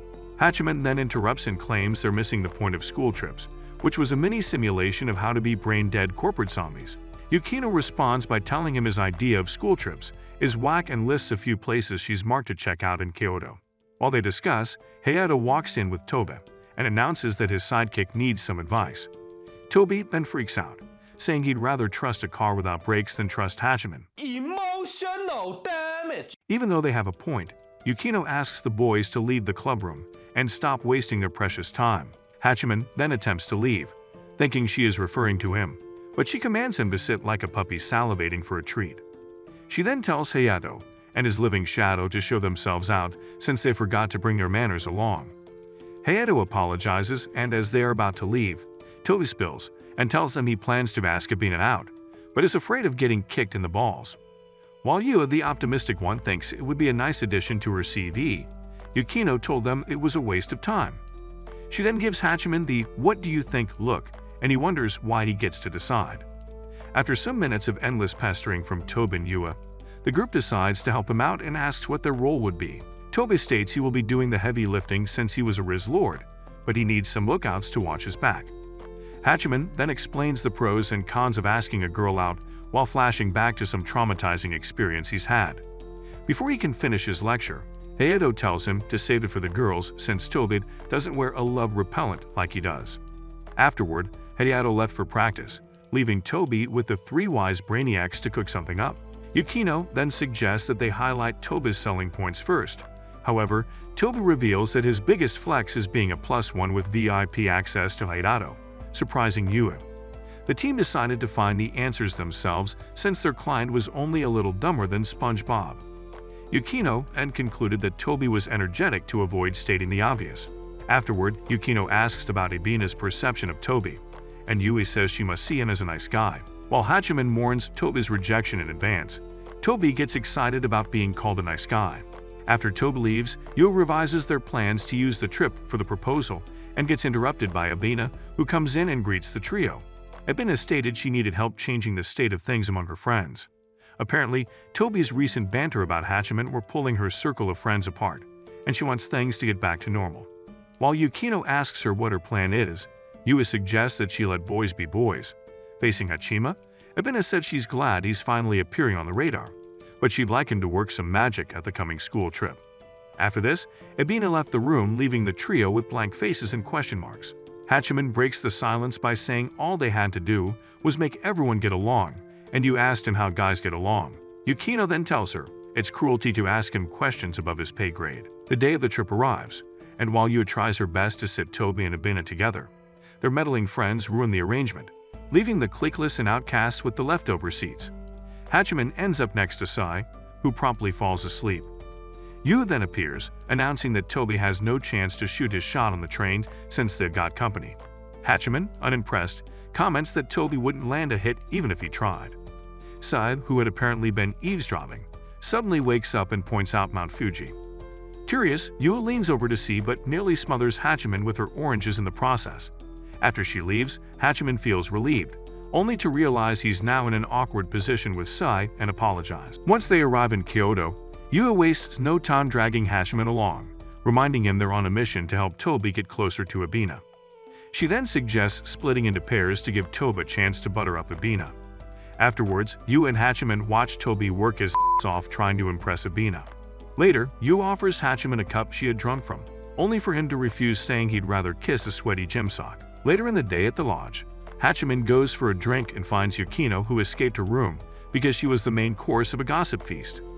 He then gives her a status report of their undercover mission, and she apologizes for not helping out since she was in another class. While they discuss, they spot Shizuka trying to sneak out of the hotel. To keep her nightly escapade incognito, Shizuka tags them along and buys them food as payment for confidentiality. After Shizuka drops them off, Hachiman walks Yukino to the hotel and she strolls behind, maintaining a safe distance from her human disaster companion.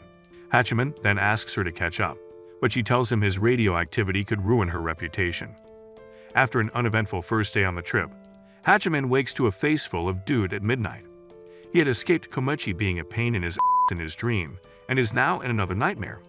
On the second day, the students visit a haunted house, and while they explore, Toby clings to Hidato like his fellow scared ladies and Abina watches amused. Walking behind them, Yui and Saki clung to Hachiman, who states he's more scared of humans than ghosts. Suddenly, one of the ghosts jumped at them, scaring the group shitless. Saki took to her heels and Sai went after her. Meanwhile, Yui damages Hachiman's jaw with her thick skull and apologizes. Being a gentleman, Hachiman helps her up and they leave. Following this, they explore some other places and Hachiman finds Yukino with her group observing the garden with a tiger cub crossing.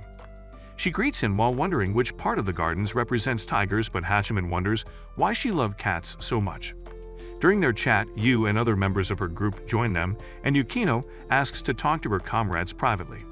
Yukino asked how the request was going, and they informed her it wasn't a walk in the park, as they thought since they were trying not to spook the heifer by doing too much. While Hachiman ponders why Hayato is acting weird, Yukino apologizes for not being able to help out with the request. However, she hands them a list of knee-drop zones in Kyoto. Later that day, Hachiman runs into Yumiko at a convenience store, where she tells him she could sense he and his girlfriends are up to something. She then advises him to back off, telling him how Abina had frustrated her efforts to hook her up with some guys. After this, Yumiko tells him she likes the way things are right now with her friends and wouldn't like anyone disrupting that. Hachiman responds telling her she can chill out since Yamato's got it handled. The next day, Abina approaches Hachiman and asks about his progress with her request. Hachiman reassures her she's got nothing to worry about since the boys are getting along well. However, Abina says it doesn't count until she gets to see that for herself, and Hachiman tells her to look forward to their trip to Arashiyama. Shortly after, Hachima and his girlfriends take a stroll, exploring Kyoto. During the stroll, Yui feasted on some snacks, making Yukino ask if she was carb loading for a marathon. Yui then realizes she's overpacked for the stroll and offers a half-bitten snack to Hachima, who wondered why she was bent on the indirect kiss charade. Afterward, Hachiman and his girlfriends check out one of the knee-drop zones on Yukino's list, and conclude it has the right kind of vibe for the proposal. Meanwhile, Toby freaks out in anticipation of the proposal, while his NPC friends worry their friend is leaving them for some girl. While Hachiman and Sai watch the eyesore, Hayato arrives to cheer his favorite sidekick on, but is disappointed to see him melt down like abandoned ice cream. Later, Hachiman meets Hayato and engages him in a discussion to figure out why he's been acting weird. He pointed out that he could sense Hayato getting in the way of the proposal. Hayato then reveals his fears about the after effects Toby's proposal might have on their group of friends since Abina was not ready for it yet. Hachiman calls him selfish for this and states their friendship is not worth keeping if it's about to be torn apart by something so insignificant. Feeling frustrated, Hayato tells Hachiman that he doesn't want things to change and reluctantly asks Hachiman to make things remain the same.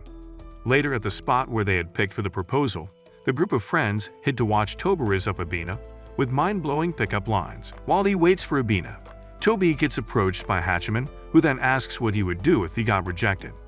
Unsettled by Hachiman's question, Toby told Hachiman he wasn't the type to give up so easily. Hachiman wished him well and took his leave to hide with his fellow agents on a stakeout. He then announces to Yui and Yukino that Toby won't be going home happy, but he's got a plan to keep everything the same as it was. Shortly after, Abina shows up and Toby struggles to find his cue. While this was going on, Hachiman figured out the only way to make everyone do what they wanted, and suddenly walked up to Abina and faked a proposal to her, surprising Toby and the others. However, Abina rejected his proposal point blank and said not even Cupid could make her date anyone before running off. Toby then thanks Hachiman for being blown up in his place, while Hayato and his friends join them. However, Toby vows not to give up his pursuit and leaves with his friends who cheer him up. Hayato then apologizes to Hachiman for asking him to do the dirty work before leaving the scene. Afterward, Yukino expresses her disapproval of Hachiman's problem-solving methods and leaves the scene angrily. However, while Yu walks with him, she discovers he's not ready to acknowledge what he did wrong, so she yells at him for failing to see how his decisions affect those who care about him. The next day, Abina thanks Hachiman for rescuing her friendship with the boys since she knew getting into a relationship wouldn't end well for either of them. She then teases Hachiman, saying a relationship might work out between them. After the school trip, Hachiman looks like Bruce Wayne on a happy day, and Komachi asks her brother while they ate if something's up. Hachiman denies it, trying to sound smart, but Komachi sees through it and asks if he's had a fallout with Yui and Yukino. Seeing she's got his attention, Komachi asks Hachiman to tell her what he did wrong this time. Hachiman then flashes back to the proposal night and lashes out at Komachi, claiming she was being annoying. This makes Komachi furious and she leaves for school. Meanwhile in school, Hayato's clique vibes as if nothing happened while Hachiman merely existed as a background accessory in the class. However, Saki seemed to be the only one who found the solo legend visible. Afterward, Hachiman goes to the volunteer club room, and his presence suddenly sucked up the joy in the room. Yui tries to initiate a conversation about the recent events, but Hachiman suggests that they carry on like they always have. Pissed at his arrogance, Yukino asks Hachiman if he's ever going to change and he ignores her, infuriating her the more. Shizuka then enters the room announcing she's got a new gate for them, expecting them to be excited. However, she read the room and asked if something was wrong. Hachiman tells her nothing is wrong and asks what kind of job she's got for them this time. Suddenly, Meguri and Iroa join them in the club room and asks the club to help Iroa lose the upcoming student council president election, which she had no interest in but was nominated for. Hachiman asks her to lose the election if she isn't interested in being president, but Meguri states that's impossible since she's the only candidate available. After this, Hachiman proposes an idea to help Iroa lose the election by having someone give an awful campaign speech that would lead to a vote of no confidence. However, Yukino furiously opposes him, saying such a plan wasn't a sure bet and will likely cause problems for Iroa. She then suggests that they find someone else interested in the position and help them win. Hachiman then says if anyone was interested, they would have made their interest known, while Yui suggests that they go around asking who wants to be students' council president. Shizuka then asks them to decide some other time, since the room was getting heated already. After Meguri and Iroa leave the room, Yukino then asks Shizuka who was closer to getting the Best Problem Solver award between them. Shizuka then announces that there is no winner yet since they are all special in unique ways. After a discussion on whether or not to adopt the same problem-solving methods, Hachiman leaves the room pissed. Shizuka then follows him and tells him he might never get to help anyone if he sticks to his ways. After school, Hachiman runs into Haruno at a diner and tries to avoid her, but she's a genius at getting on his nerves. So Haruno sits with him and initiates a conversation where she asks him lots of questions. After this, she tells him about Yukino being a reluctant do-gooder who avoids any contact with her family. Afterward, she asks what Hachiman's got going on since school events, which were the only fun things he ever does, are over. Hachiman then tells her he's got some business with the school council election. After this, Haruno asks if Yukino was going to be taking over the students' council presidency from Meguri, and Hachiman says Yukino is not interested. Haruno then says it is lame that her sister is trying so hard to be like her since she also didn't run for the presidency. Their discussion then got interrupted by Kaori and Chika, Hachiman's classmates from junior school. Kaori was quite surprised to see him out with the lady, so she takes one look at Haruno and says Hachiman is definitely punching way above his weight. Haruno asks who she is and Hachiman introduces her as an old classmate from junior school. Unsure of what to call Haruno, Hachiman introduces her to Kaori as a school alumnus. However, Haruno, who was surprised that Hachiman was visible to other people, took the chance to pry into his past life and asked Kaori about his relationship timeline. While Hachiman clenched his butt, knowing he was about to be stripped by this cred killer, Kaori revealed that Hachiman had asked her out once in junior school. While Hachiman flashes back to his desperate efforts to change his relationship status, Kaori asks if he knows Hayato and could introduce her friend Chika to him. Hachiman refuses, saying they were not friends, but then Haruno calls Hayato on her phone and asks him to join them at the diner. After the ladies met Hayato, they took their leave while Haruno informs Hayato that Hachiman has romantic bones in his body after all. Afterward, she thanked Hachiman for keeping her company and left. After this, Hachiman prepares to take his leave and Hayato informs him Haruno only messes with people she likes, and he might be one of the lucky few. The next day at school, Yu meets Hachiman and asks if he will be coming by the club. Without giving her much attention, he tells her he's not coming. Worried by his response, Yu informs him that they decided to work up some strategy to help Iroa out and didn't want him to miss out. Hachiman then changes his mind and decides to join them. Later at the clubroom, Hachiman joins them and listens to their proposed strategy. Afterward, he highlights the flaws in their plans, stating it was myopic, and argues that his methods could produce a better solution to the problem at hand. Yukino then reminds Hachiman that his methods were whack since it failed to address the main issues. She then asks if he's ever going to change. Hachiman then says he won't and leaves the clubroom. Later, Iroa went after Hachiman and told him the volunteer club was her only hope to get out of the setup. Hachiman then reassures her that they'd figure something out. Sometime later, Hayato approaches Hachiman to recruit him as his wingman on a date he got fixed with Chika for the weekend. The solo legend refuses, saying he wasn't interested. However, Hayato pleads with him to help a brother out, but Hachiman declines and says he wouldn't be of much help, since ladies weren't his specialty. Hachiman then exits the class, saying he loves to enjoy his weekends, embarrassing Hayato while the girls watched. Later that day, a visibly annoyed Komachi throws her phone at Hachiman, insisting he takes the call from Haruno. Hachiman takes the calls and Haruno asks if he's at loggerheads with his sister. Afterward, she persuades him to go on the date with Hayato. When Hachiman asks why he should go, Haruno says Hayato was too proud to beg, and she'd like to know why he desperately needed Hachiman to tag along. When she claims he would get to see the girl he was once hitting on, Hachiman says what he had with her didn't count because it wasn't genuine. However, Haruno accuses him of being hard-headed and manages to sway him by threatening to drag him out herself. A few days later, Hachiman joined Hayato, who was waiting for Kaori and Chika. Once they arrived, the group decided to go see a movie. Trailing behind like a sleepy chaperone, Hachiman endured the walk as if it were an endurance test in boredom. While his companions enjoyed the movie, Hachiman stared blankly at the screen like an unpaid critic. Kaori then tells Hachiman that people would freak out if they ever heard that she was watching a movie with him, making Hachiman realize how much of a joke he meant to her. After the movie, the girls complimented Hayato and made fun of Hachiman. Hayato then suggests they go shopping before the shops are closed. At the shop, while Hayato and the girls check out some nice outfits, Hachiman lingered nearby like a bored mall security guard. His boredom vanished when he noticed Yumiko and Abina shopping nearby. The moment Yumiko spotted Hayato with the girls, she tripped in her rush to confront them. Quick to assess the brewing chaos, Hachiman hurried to warn Hayato, so they left to check out some other stuff. On their way, they ran into Tobi and Iroa. Suddenly, Tobi bombards Hayato with irrelevant chatter but stops when he notices the mystery girls and apologizes for interrupting. Meanwhile, Iroa had gone to Hachiman and asked him the deceptively innocent question, "Are you having fun?" To Hachiman, however, it sounded more like an accusation of goofing around with girls when he should be working. As he scrambled to defend himself, Iroa slyly asked which of the girls was his. Just as Hachiman struggled for a response, Hayato stepped in to save him, explaining that he'd invited Hachiman along for the outing. Later, while the girls wander off to explore, Hayato asks Hachiman if Kaori is his type. Hachiman replied and said he has a well-known history of hitting on different kinds of girls. Taking this as a cue, Hayato concluded that neither of them had ever been in love. Hachiman shot him the evil side-eye in response, but before he could react, Hayato remembered his confession about hitting on someone with the initial Y, quickly brushing it off as a bluff. Soon after, Hayato asked the girls if they were hungry, and they said they were. Hayato then asked them what they would like to eat. While they thought about it, Hachiman suggested an obviously subpar spot. The girls wasted no time in teasing him, leaving Hachiman wondering if they hated him or just the place.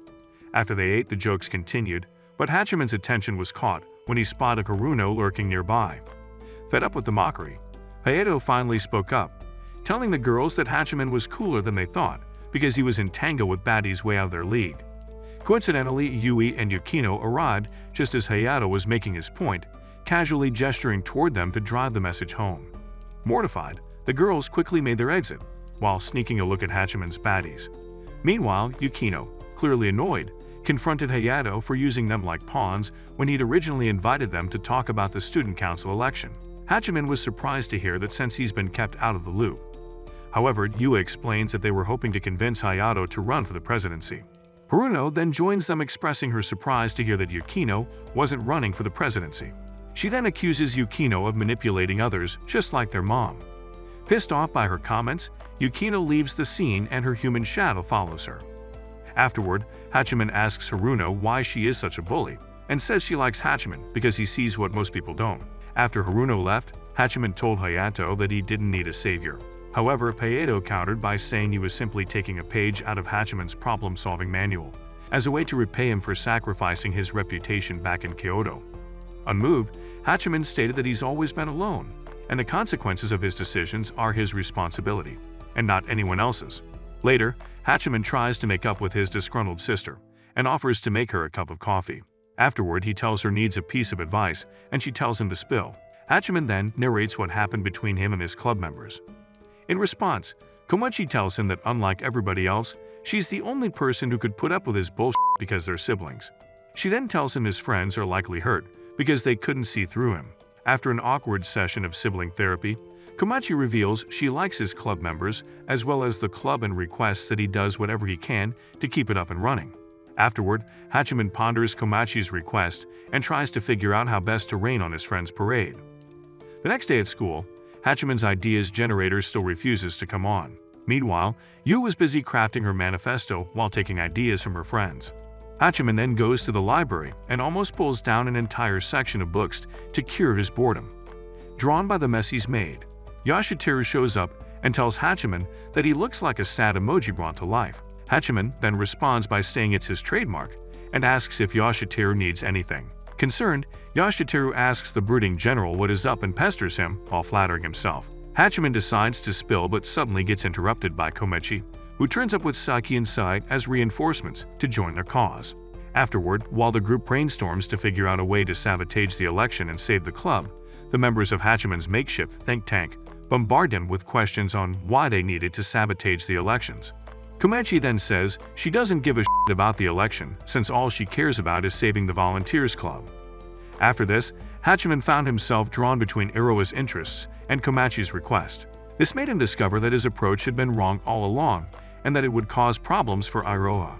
Hachiman thinks about it for a while and concludes he'll have to save the club by convincing Iroa to win the election. He then gets a sheet of paper and asks Saki to write down names of potential candidates for the presidency.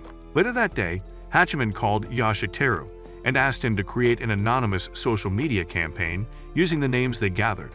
However, Yashiteru stated he was concerned about being found out. Eventually, Hachiman convinced his sackless partner in crime to get it done. The next day, Hachiman meets Iroa and engages her in a discussion while they write down a long list of nominations. While this is going on, Iroa asks Hachiman if Hayato has a girlfriend. He responds by saying he isn't sure and asks her what she thinks about Hayato. Thinking Hachiman was hitting on her, Iroa suddenly cringes and says they can never be a thing since there is someone she likes. Hachiman then tells her it was an innocent question with no strings attached. This prompts her to open up, accidentally revealing her plans to seduce Hayato. When Iroa then asks why he's slaving her for unpaid labor, Hachiman tries to convince her that she could win the election despite those who set her up for failure and avoid being seen as a loser. After this, Iroa says she would love to. Before she could make more excuses, Hachiman informed her it was possible since they had been writing the long list of her nominations, gathered through the social media campaign. While she wonders where the nominations came from, Hachiman distracts her with the perks of being student council president and tells her it could get her closer to her love interest. Tempted by the offer, Iroa bites the bait. Later that day at the club room, Yukino says she was running for the presidency because it was the best course of action. In contrast, Yui declares she was doing it to save the club, and she isn't planning on losing. However, Hachiman tells them both to drop their ambitions and shows them the endless list of nominations for Iroa. Yukino asked if that was his doing, but he denied it, saying an anonymous volunteer did it. Hachiman then flashes back to the night before when he had falsely garnered a nomination for Iroa on social media. Yukino stated there was something suspicious about the sudden change of tides, while Yui attempted to pick up her phone to verify the statistics, but refrained from doing so. Yukino decided there was no need for her to act anymore and left the room disappointed in Hachiman. Afterward, Yui thanks Hachiman in kind for saving her the stress of having to compete against Yukino and for getting results despite his wrong methods. Hachiman realizes then that he wasn't as covered as he thought he was and tries to play the innocent card. Yui then asks him not to beat himself up too much for whatever he has to do. However, Hachiman didn't feel any better. Afterward, Iroha automatically won the election since she had no competition. While she worries about the whole new world of responsibilities open to her, Hachiman raises her heart rate by telling her to do her best. However, the dumb president mistakes Hachiman's kind gestures for wooing efforts again. Later, while Hachiman helped Meguri pack her things from the student council room, Meguri revealed she had hoped Yukino would succeed her as president with Yuo on her side as the vice president, making Hachiman wonder if he actually existed on anyone's radar. Meguri continued, saying she had hoped she would visit the student council often to cheer them on their achievements, making Hachiman realize how many hopes and dreams he had crushed with his evil ways. After the recent events, the vibe of the volunteers' club room was lost. However, the club's chatterbox tries to keep the mood alive by talking about humidifiers and USB, which neither Yukino nor Hachiman were interested in. Later in the class, Hayato and his group of friends discuss their plans for Christmas, while Hachiman stares at them like he wants to tag along. Yui then approaches him, telling him if looks could kill, he'd be on his way to jail for multiple homicides. Hachiman then denies her accusation, asking her why she was staring at him too. Realizing she had just screwed up, Yui blamed Hachiman's heat vision for drawing her attention.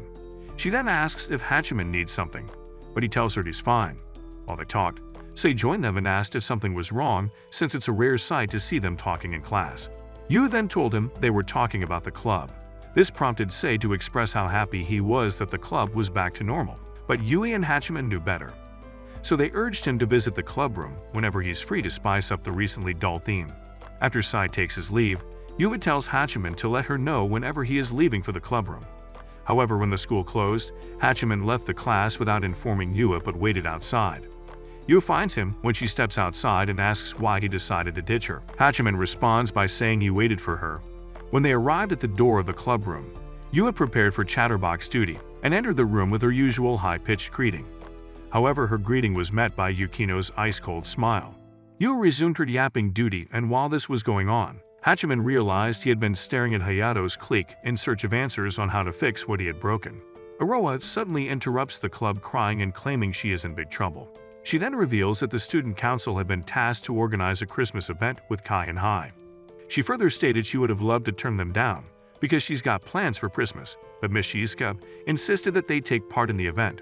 Hachiman then tells her it's normal for things to get shaky at the beginning and suggests that she reach out to Meguri.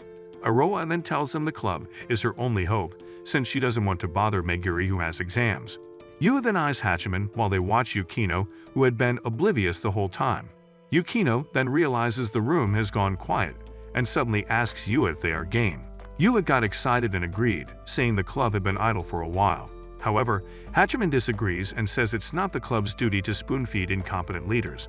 He then pushes her out of the club room while she accuses him of influencing her decision to take the leadership. Afterward, while they talk outside, Hachiman suggests that Iroa asks Hayato for help, but she doesn't want to scare off her crush because the work is demanding, making Hachiman wonder if he was made for hard labor. Hachiman then decides to help her out, so they fix a meet at the community center. Afterward, Hachiman returns to the room and tells the girls that Iroa agrees to handle it. Yui then says it would have been nice to get themselves busy with that request. However, the moody queen says it's better to have no requests and stay out of trouble. Later that day, Hachiman met Iroha, who apologized for being late and was carrying a heavy bag. Like a gentleman, Hachiman attempts to help her with the bag. However, Iroha misjudged his gesture for another move to get her to fall for him. Unimpressed by her species of weirdness, Hachiman takes the bag from her. Afterward, they arrived at the community center where other members of the student council had been waiting. Shortly after, Kaihin's student council president, Tamanawa, introduces himself and then whisks Iroa away. Hachiman then spots Kaori, who was also invited as a +1 to the meeting. They greeted each other shortly while Iroa returned and teased Hachiman for talking to a lady. Shortly after, the meeting began and the representatives of Kaihin High flooded the room with irrelevant technical jargon. Tamanawa finally spoke Hachiman's mind when he said they should be focusing on what matters. However, Hachiman expected a Confucius moment but got confused instead. After a while of grammatical sparring, the meeting was rescheduled. Afterward, Hachiman observed that Subu High student council reps got the brunt of the work while the others debated the proper angles for their Instagram selfies. Hachiman could tell from the expressions on the faces of Iroa's subordinates that they were displeased. The next day, Hachiman meets Iroa shopping as usual and helps her with the bag as they head for the meeting with the student council reps from Kaihin High.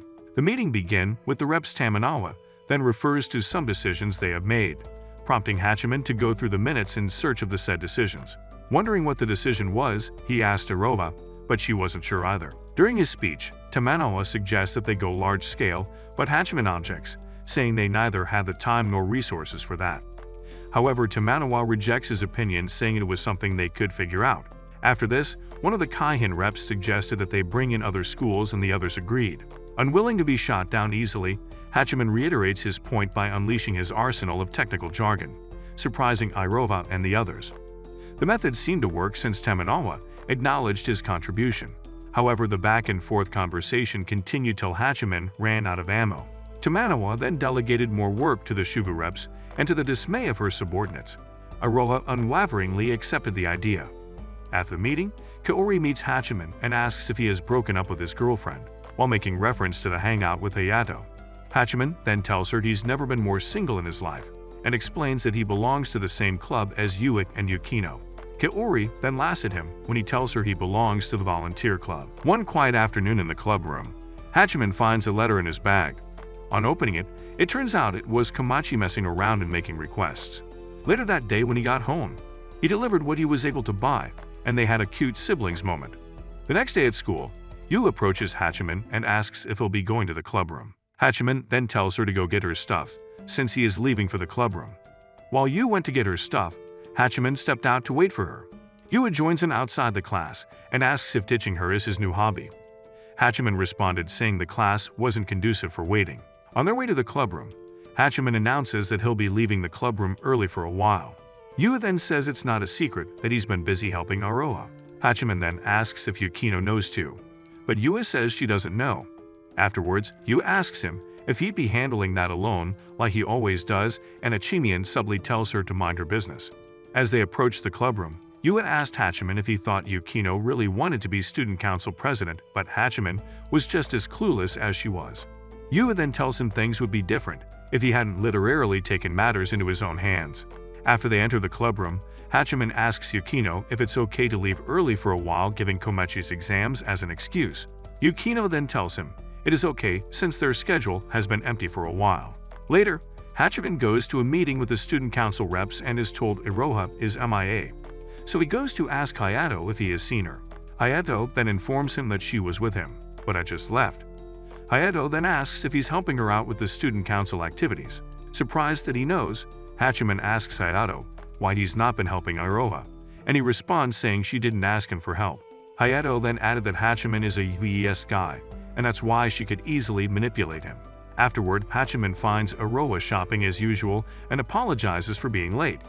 Hachiman tries his gentlemanly move, but she refuses. Later, Iroha and Hachiman arrive at the conference room while Tamanawa addresses the grade schoolers. However, he abandons them without telling them what to do. Hachiman spots Rumi among the grade schoolers and remembers his encounter with her when they went camping. Hachiman then suggests that they do the decorations.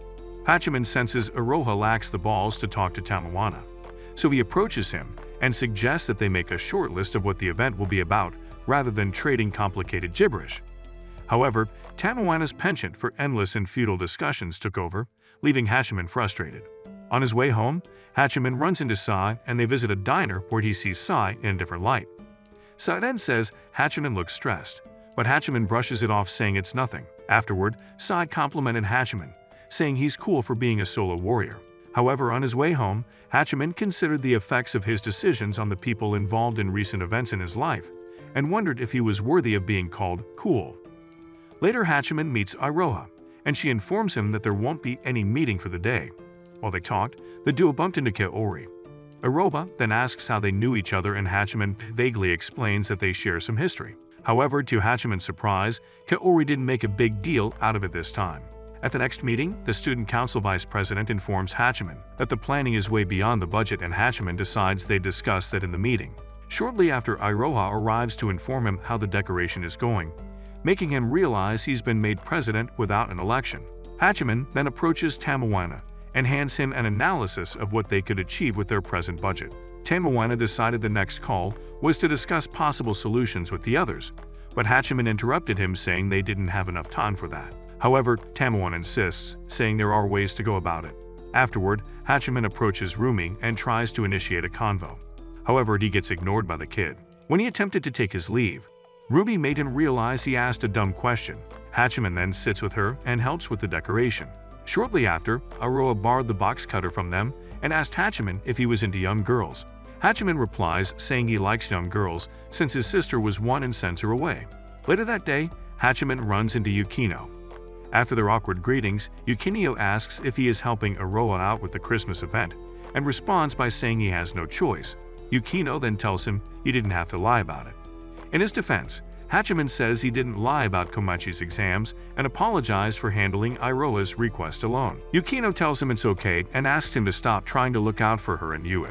She also offered him a leave of absence, telling him to stop forcing himself to show up at the club.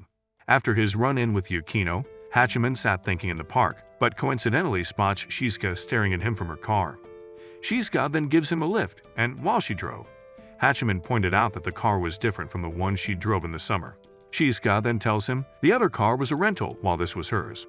Afterward, Shizuka asks if he minds taking a detour, and Hachiman responds saying he wasn't booked for the night. After a while, Shizuka announces that they've arrived at their destination. Hachiman stares at the sea when Shizuka suddenly tosses a drink at him and asks what was up with him. Hachiman then explains how both Tamawana and Iroa made the decision-making process a collective work to avoid being responsible for failures, and also expresses his regrets on his decision to make Iroa president. However, Shizuka complimented his ability to read people, but pointed out his inability to see how they feel while making reference to Yui and Yukino. Surprised to hear their names pop up, Hachiman asks Shizuka what they'd got to do with what he said.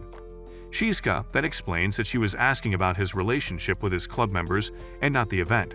After this, she stated that the root of Hachiman's problems was his mathematical and logical approach to solving all problems.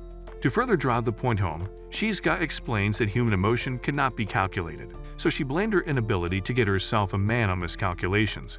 However, Hachiman disagrees and hints that if he were a few years older, he'd be clapping his teacher.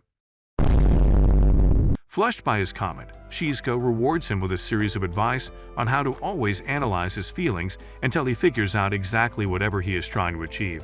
After this, she carefully analyzes his situation with the girls, explaining that he took on Iroa's request personally because of Yukino and hurt her in the process. Seeing Hachiman surprised, Shizuka cleared the air, saying she was speaking hypothetically. While Hachiman listened, Shizuka then told him to think of the possible effects his decisions might have on people he cared about.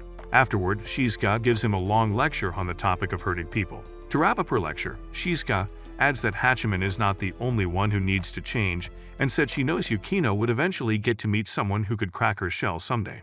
She then tells Hachiman that she hopes he and Yui can make it happen. Hachiman then responded, saying it was easier said than done. This made Shizuka encourage him to think beyond the present. Later that night, Hachiman couldn't sleep, so he spent the night thinking about why he made every decision he's made recently, and also, though of possible ways to solve the problems he's gotten himself into. The next day, Hachiman showed up at the club room looking like he had just escaped an ordeal with the Grim Reaper. Much to Yukino's surprise, Hachiman sat really close to them, making the girls wonder if he hit his head against something on his way, since he wasn't acting like his usual self. Hachiman then says that he has a request to make. Afterward, he admits that his idea to help Iroha with planning the Christmas event without their knowledge was wrong, and confesses that it's all messed up, so he asks them to help him out. However, Yukino, being a martinet, tells him to clean up the mess he's made himself if he truly realizes it's all his fault, shocking Hachiman and Yui. Feeling broken, Hachiman decides it's fine and asks the ladies to forget he ever mentioned it.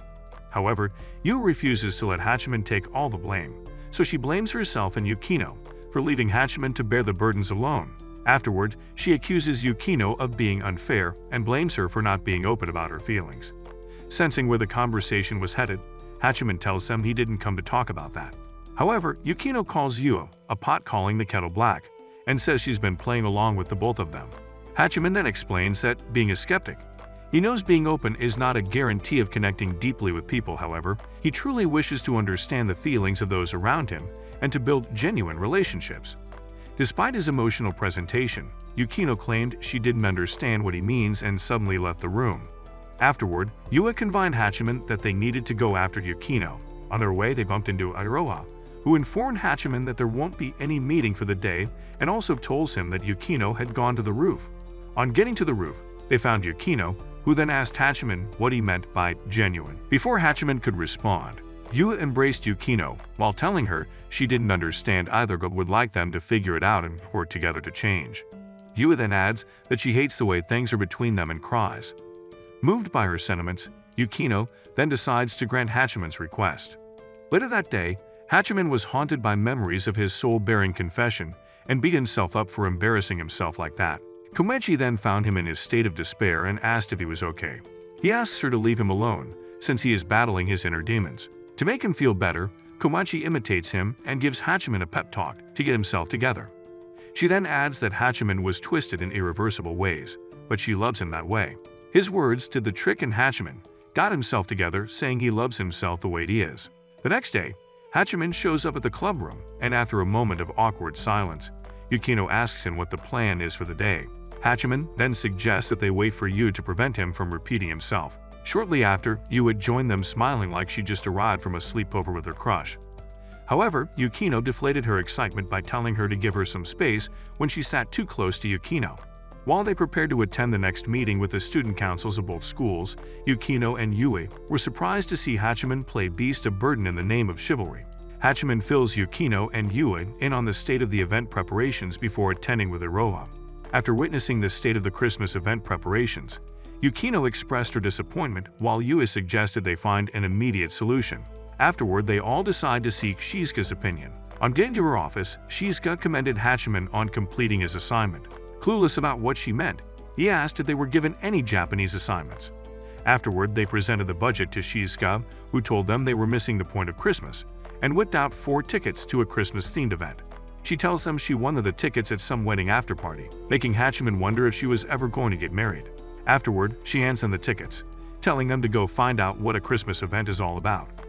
After Iroa grabs the tickets, Hachiman says they could go some other time since it would be crowded. His fellow anti-social butterfly agrees with him and says she won't be available. Yui tried to convince them to change their obstinate minds but failed.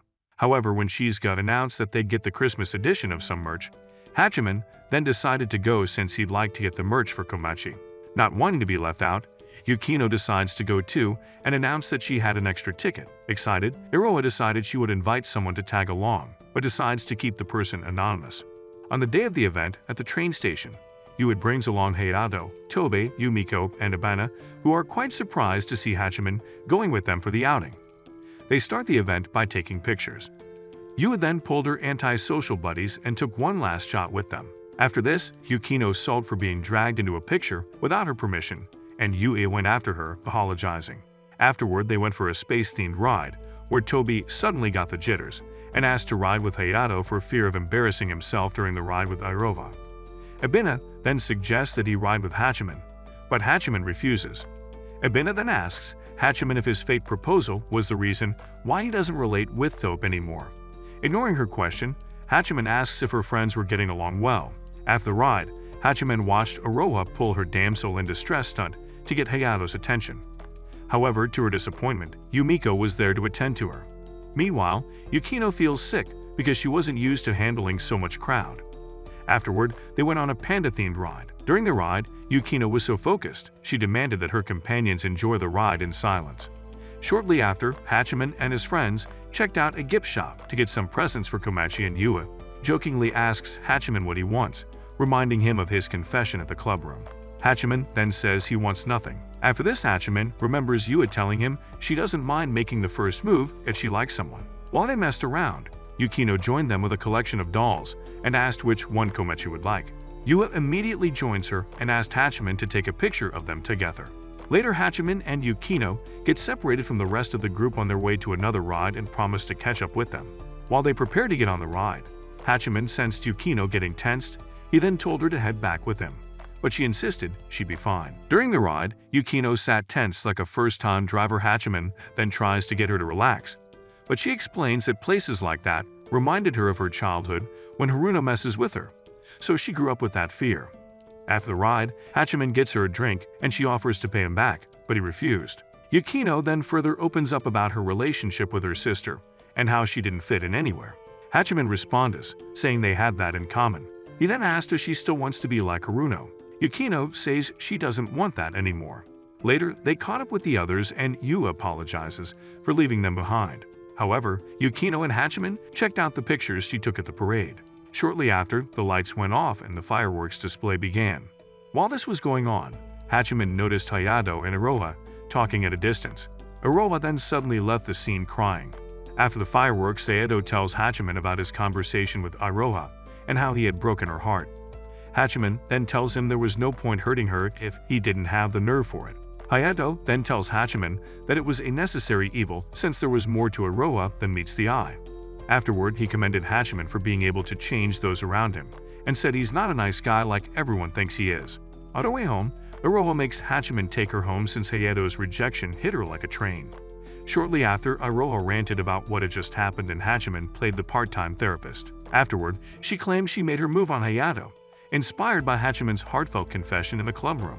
Surprised that she heard his deepest, darkest secret, Hachiman begs her to forget it, but she says she can't since she's been craving something genuine too. Hachiman then tried to make her feel better with some soothing speech. However, Iroha accuses him of trying to exploit her broken heart and tells him to try again later. With a sudden outburst of energy, Iroha announces that she isn't giving up anytime soon, since her rivals will back off and Hayato might consider her out of sympathy for her. Seeing how smitten she was, Hachiman tells her she amazes him. After this, she blames Hachiman for changing her. But Hachiman responds saying he was only guilty of making her president of the student council. Sometime later, Hachiman organizes a meeting between the student council and the volunteers club to figure out how to avoid screwing up the Christmas event. Hachiman tells them they needed a meeting with a clear outcome and not a buzzword summit. After this, he then asks the student council reps if they have any ideas on what to do. The vice president suggested they stick to the plan since it's too late to come up with a plan B. However, Iroha insisted they had to do something since she doesn't like being called a failure. At the next meeting, the Shibuya Student Council reps suddenly lost their muzzle and jointly kicked against the endless discussions without tangible progress. As usual, Tamoana tries to shoot them down with his vocabulary arsenal, but gets spit-roasted by Hachiman, who says they are empty vessels making loud noises and zero impact. One of the Kaigen reps asks them to cool down, but soon got a response from Yukino, who asked them to cut the crap and go to hell. Sensing the room was about to implode, Yui cheerfully suggested that both schools execute their ideas independently, thereby giving the guests double entertainment. Afterward, they settled on a musical rendition and a stage play from both schools. After the meeting, Iroha called Hachiman and Yukino and scolded them for going too hard on the Kaigen Student Council reps. Later, Kaori treated Hachiman to a drink and commended him for stepping up the heat during the meeting. However, she tells him they could only be friends since he isn't boyfriend material. Emotional, damn it! And invites him to join them for the next reunion. Hachiman then stated he's had enough trauma with ladies and he prefers to remain single.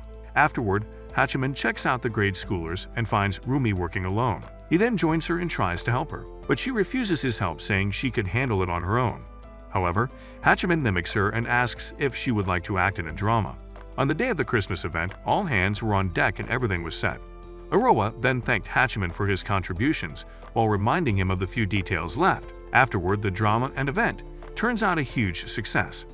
Sometime later in school, Hachiman got a paper cup gift from his club members and thanked them for fulfilling his request and for gifting him. However, Yukino says she's yet to fulfill this request. While Hachiman tries to figure it out, Yukino says it's a big riddle. 1 week later, the volunteers club, including Komichi, went out to celebrate the new year. While they walked, Yui hinted to Hachiman that Yukino's birthday was coming up, and they decided to shop for gifts the next day. Shortly after, Yui gets called away, leaving Hachiman, Yukino, and Komachi. After a while, Komachi gave an excuse to give them some privacy, but the hint eluded Hachiman and earned him a barrage of insults from Komachi when he suggested going with her. After Komachi left, Yukino was amused by Komachi's insults and made jest of Hachiman. On her way back, Hachiman asked Yukino if she would be visiting her family, but she refused and said she had no reason to. Hachiman then encourages her to visit her parents before getting off the train at his stop. The next day, Hachiman and Yui go shopping for Yukino's birthday gifts. While Yukino goofed around, Hachiman spotted some cool computer glasses, and they suddenly got interrupted by Hayato and Haruno. Shortly after, they had tea together with Haruno and Hayato, who explained that they were out for the New Year's lunch with their parents. Haruno then calls Yukino and invites her to join them, but she refuses.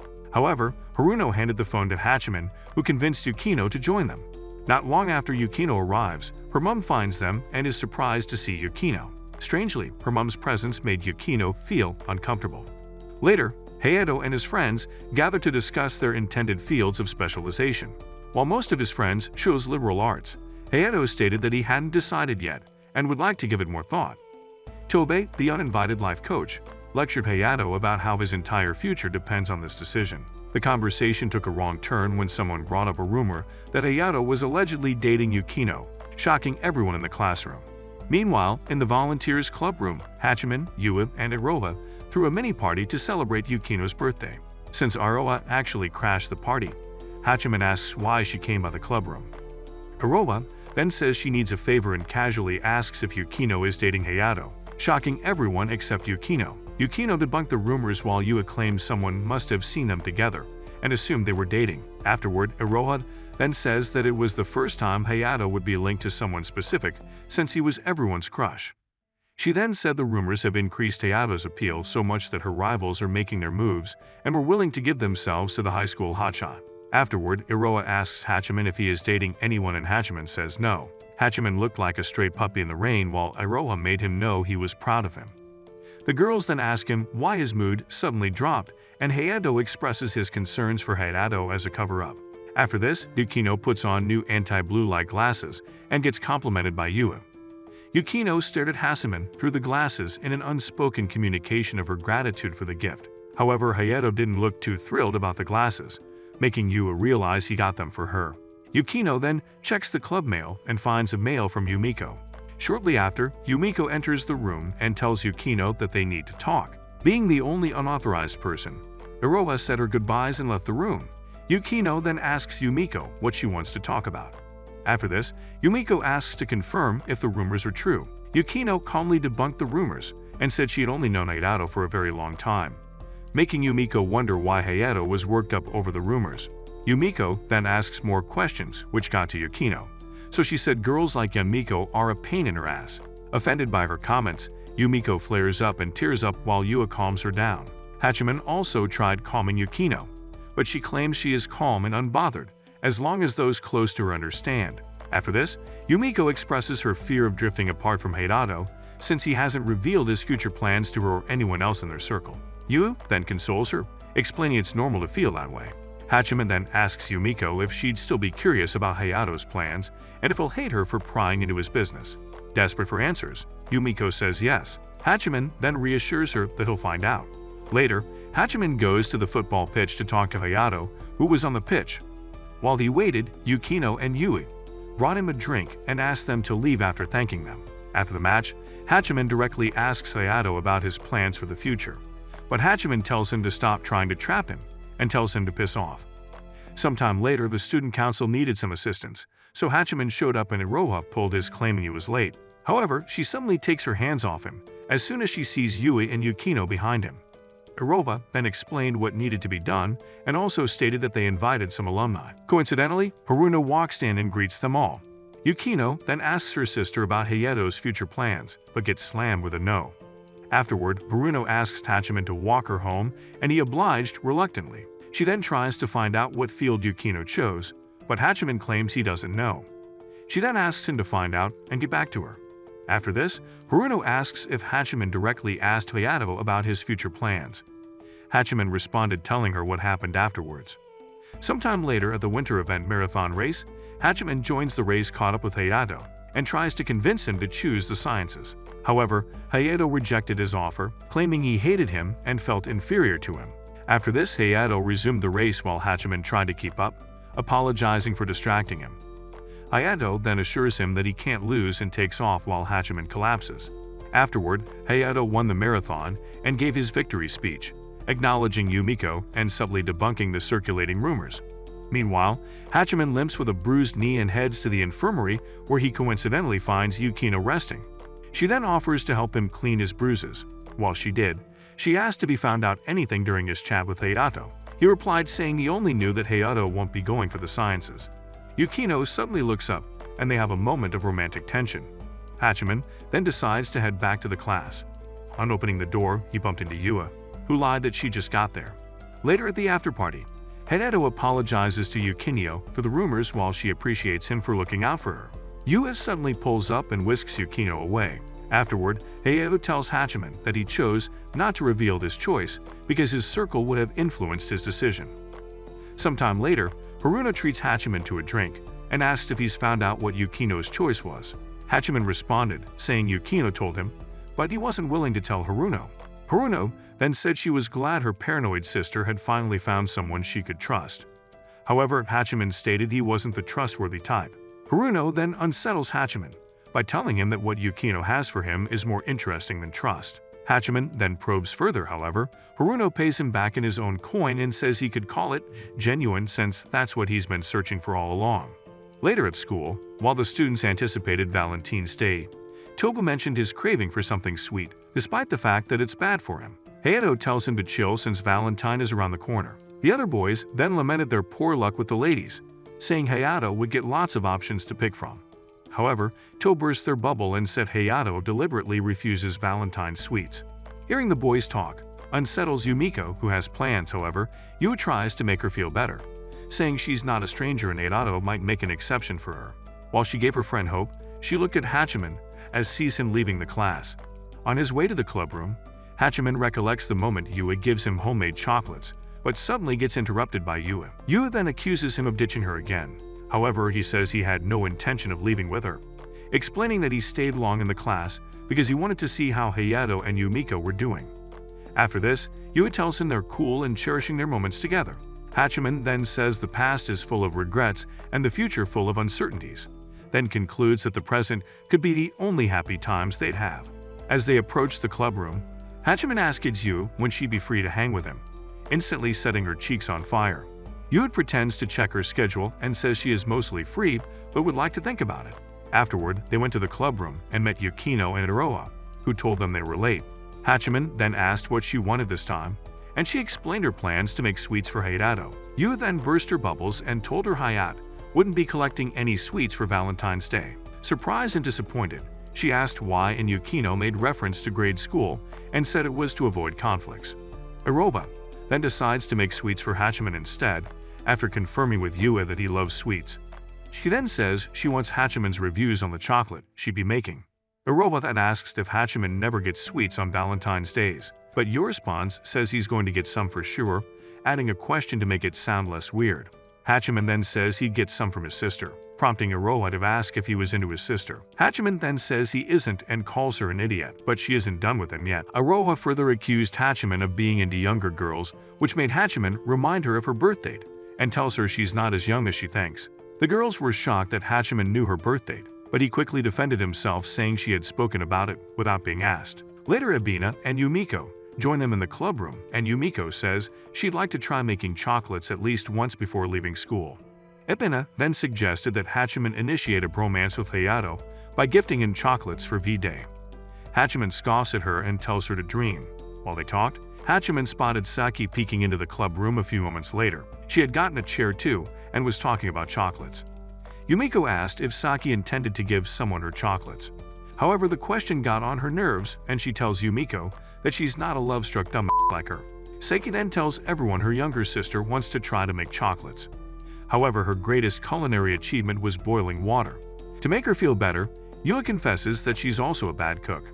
Seeing how worked up the girls were, Hachiman suggested that they create a situation where Hayato would have to accept the sweet. So they cooked up a plan to organize a sweet-making training where Hayato could be made to taste the products.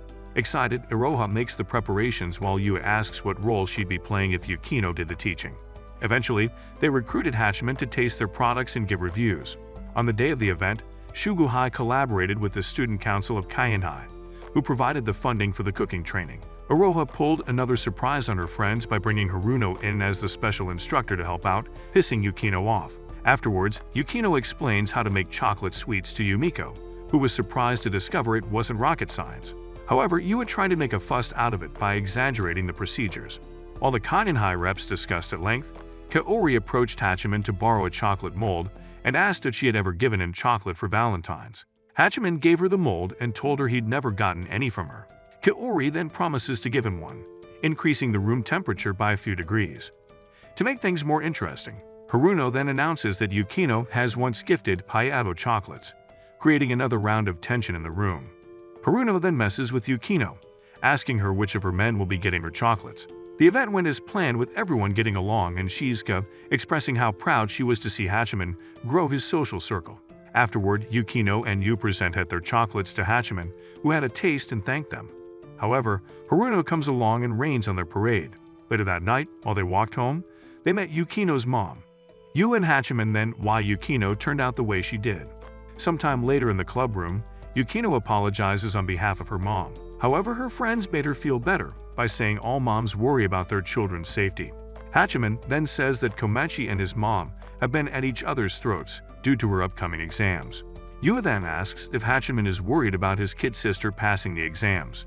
Hachiman then says he is more worried about Komachi hanging around boys and his reputation ruining hers. While this was going on, Yukino unpacked a pack of cookies and gave some to Yui, who thanked her and asked if there was any for Hachiman. Yukino picked up some of the cookies and gave them to him. On their way home, Yukino opened her bag and wanted to give a pack of her homemade cookies to Hachiman, but changed her mind because Yui was there. However, Yui read the signs and attempted to leave, but Yukino didn't want her to, so they stayed, staring at each other awkwardly. Haruno then comes along and announces that she has come to pick up Yukino, but Yukino tells her she is not a kindergartner and that she can take care of herself. Haruno took that as her cue and talked down on Yukino, saying she had no mind of her own despite her family's effort to help her be independent. Haruno then asks what she intends to do with her life. Hachiman interrupts Haruno and says they could take the fight somewhere more private. However, Haruno claims they were just chatting. Yui stepped up and told Haruno they were still working on figuring out things. Haruno then says she'd like to hear all about it when Yukino returns home since she has nowhere else to go. After Haruno left, Yui invited them to follow her home. At Yui's place, Yui's mom got to meet her friends and claimed to have heard so much about Hachiman. However, Yui was quick to get her mom out of the room before she said too much. Seeing how well Yui related with her mom, Yukino wished she had the same and announced she was leaving. However, Yui and Hachiman convinced her to sleep over, so she called to inform her that she wouldn't be coming home. Later that night, Yui asks Yukino if she's figured out what she wants to do. While she thinks about it, Yui suggests that they go on a date. The next day, Hachiman got a call from Yui, and she asked him to go on a date with her.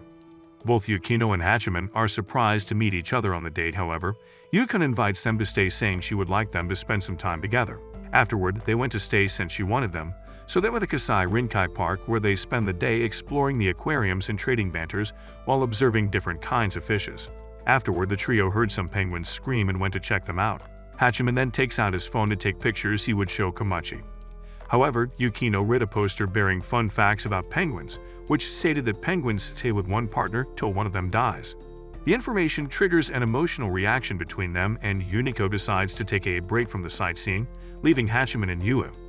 Shortly after, Hachiman went after Yukino, and she opened up about her difficulties fitting in. Yui then joins them and apologizes for keeping them waiting. Yui then expresses how glad she is to be doing this with her friends. Yukino and Hachiman seem to have had enough, but Yui still had enough energy to spare, so she suggested they try the roller coaster. After enjoying the ride and the view of the city, Yui asks what they were going to do. Hachiman then says they have to go home, obviously, but Yui was talking about their awkward love triangle. Yui then handed a pack of homemade cookies to Hachiman as a token of thanks. Afterward, Yui states that being open about how they feel about each other might change the way things are, so she made a request that they continue things the way it was. She then asks Yukino how she feels about the requests. Seeing she couldn't give a response, Hachiman interjects, saying he couldn't accept Yui's proposal, and that it would be better to suffer in their uncertainty than to initiate superficial relationships, and the girls decide to accept his compromise. Yukino then decides to address Hachiman's request for them to understand each other. After hearing this, Hachiman suggests they go somewhere else to talk. However, he buys them drinks first. After he returns with the drinks, they have an unnecessary conversation about Yui's cookies. She tells Hachiman that she's not certain that the cookies don't taste like a pure, unadulterated, flavor-free disaster, but assures him that she did her best while making them. Hachiman acknowledges her dedication to becoming a certified waifu, making the girl so happy that she reminds him that he is the reason she didn't give up while making them. It turns out that both girls have been down in the dumps about how badly their cookies looked and tasted until Hachiman showed up. At first, he pissed them off by telling them that even dogs wouldn't eat the abomination they created. However, he later told them that if a guy knew how much effort was put into making the cookies, you wouldn't care if they looked uglier than your ex, my disappointment, or even tasted like failure.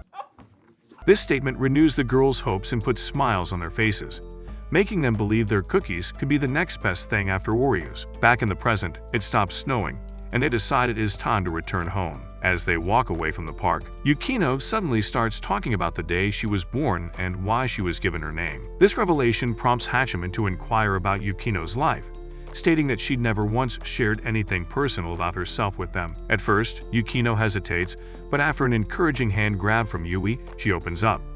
She says that long ago when she was little, she had only wished to do one thing and one thing alone: her father's job.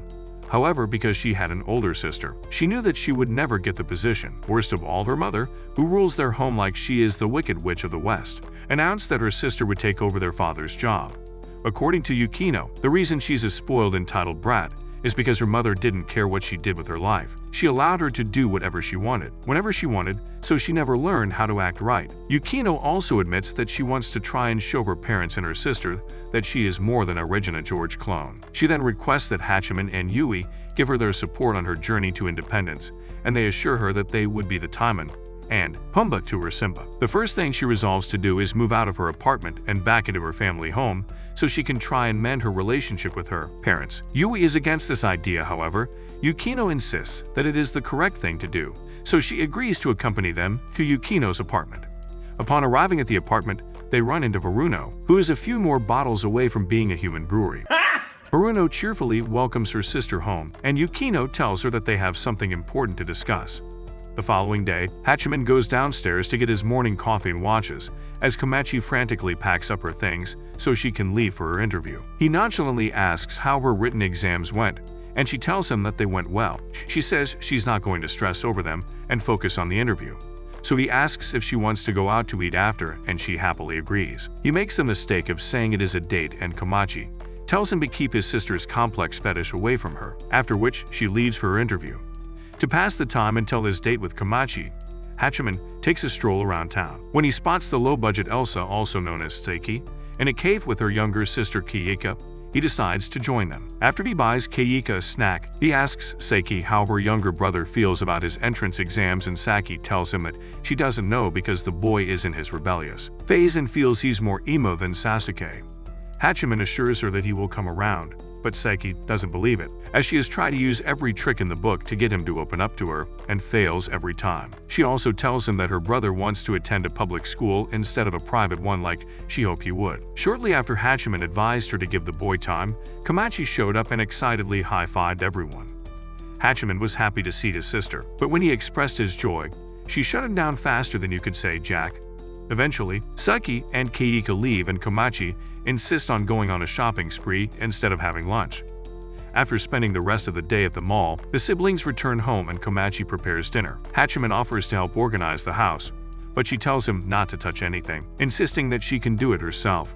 She claims it's the least she can do to make up for all the times he had to do the chores alone because she was studying for her exams. Afterwards, the siblings fall into a comfortable discussion, and Komachi decides to give him a heartfelt thanks for all the support he'd given her. This unexpected gesture brings Hachiman to tears, and when he tries to brush it off as nothing, Komachi excuses herself to do other things. The next day, Hachiman was getting a drink from the vending machine when Hayato approached him. The latter asks Hachiman to deliver a congratulatory message to Komachi regarding her entrance exam, and then subtly asked about his relationship with Yukino. This question causes Hachiman to recall the events that occurred 2 nights ago after they encountered Haruno outside Yukino's apartment. After they went up to the apartment, Haruno opened another bottle of champagne, causing Yukino to ask if she wanted to become the next drunken master. Haruno assures her sister that her senses are still sharper than a kitten's claw, and asks her to state her business. Yukino calmly announces her plan to move back into their family home to sort things out with their parents. Haruno surprises Yukino by saying she will help her with their stuck-up parents,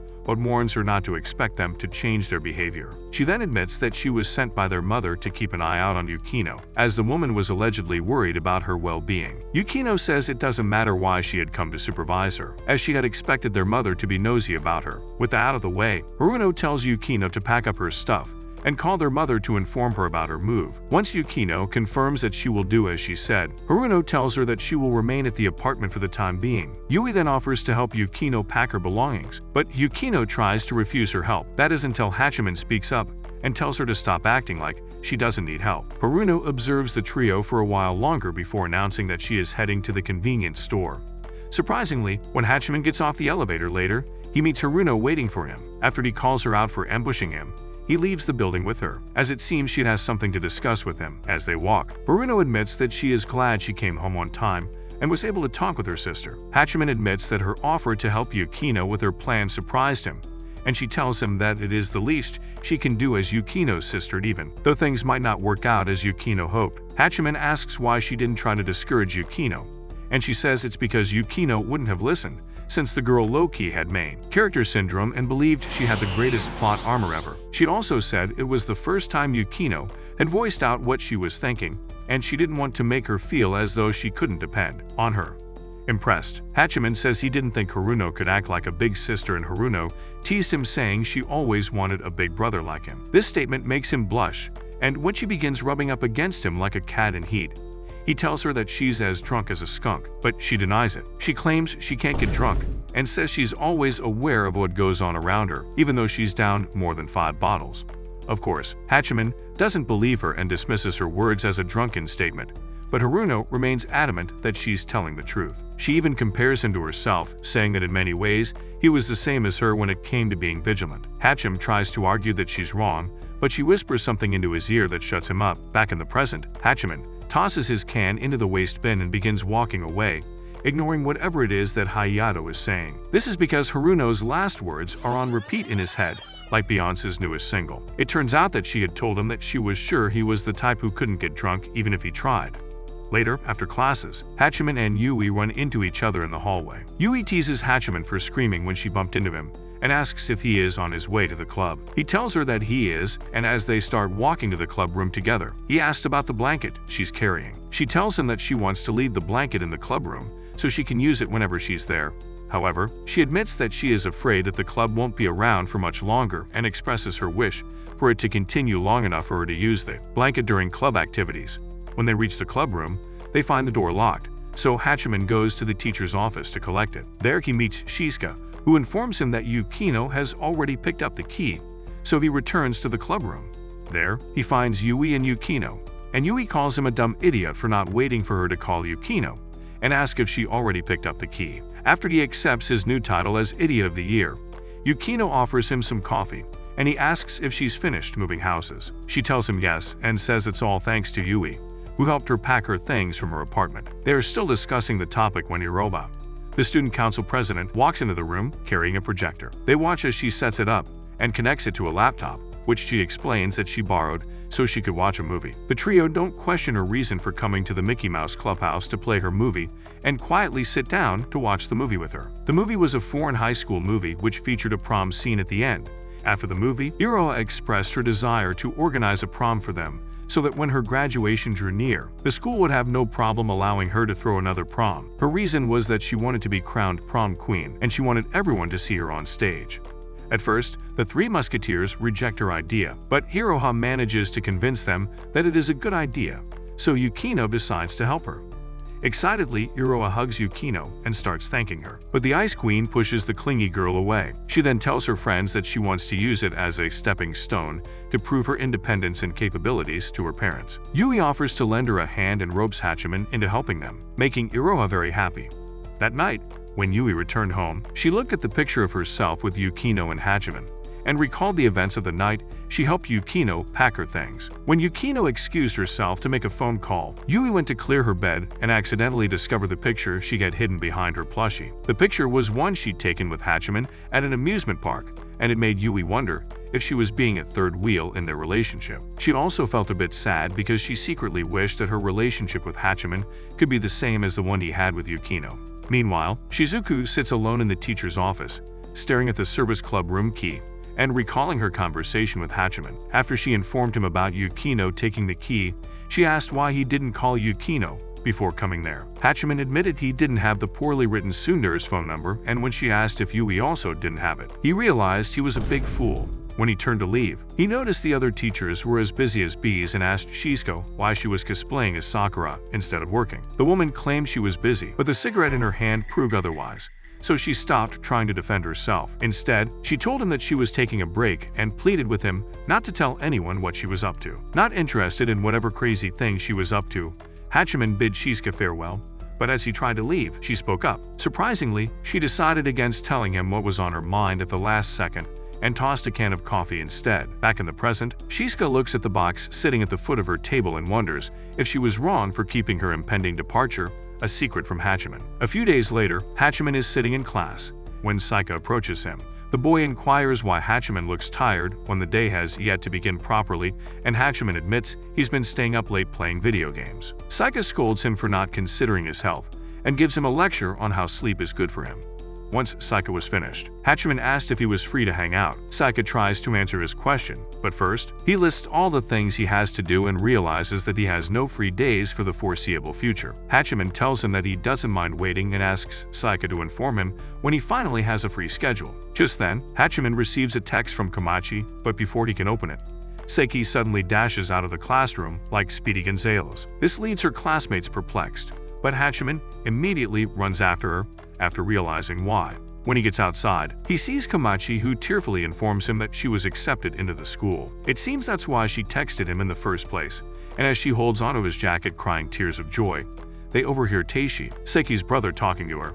Just like Komachi, he was also accepted into the school, and after he hands Saki his admission folder, she holds it up and admires it. When Teishi notices Hachiman and Komachi, he approaches them and tells Hachiman about his admission. Hachiman is a bit mean to the poor boy, even after he tells him that he is Saki's brother. Just as he threatens to dislocate his jaw with a punch if he calls him bro again, Yui arrives. So Komachi excitedly runs up to her and gives her the good news. Hachiman is surprised by how emotional Komachi is as she tells Yui of her admission, and as the girls move away to call Yukino and tell her the good news, he decides to text his mother to tell her on behalf of Komachi.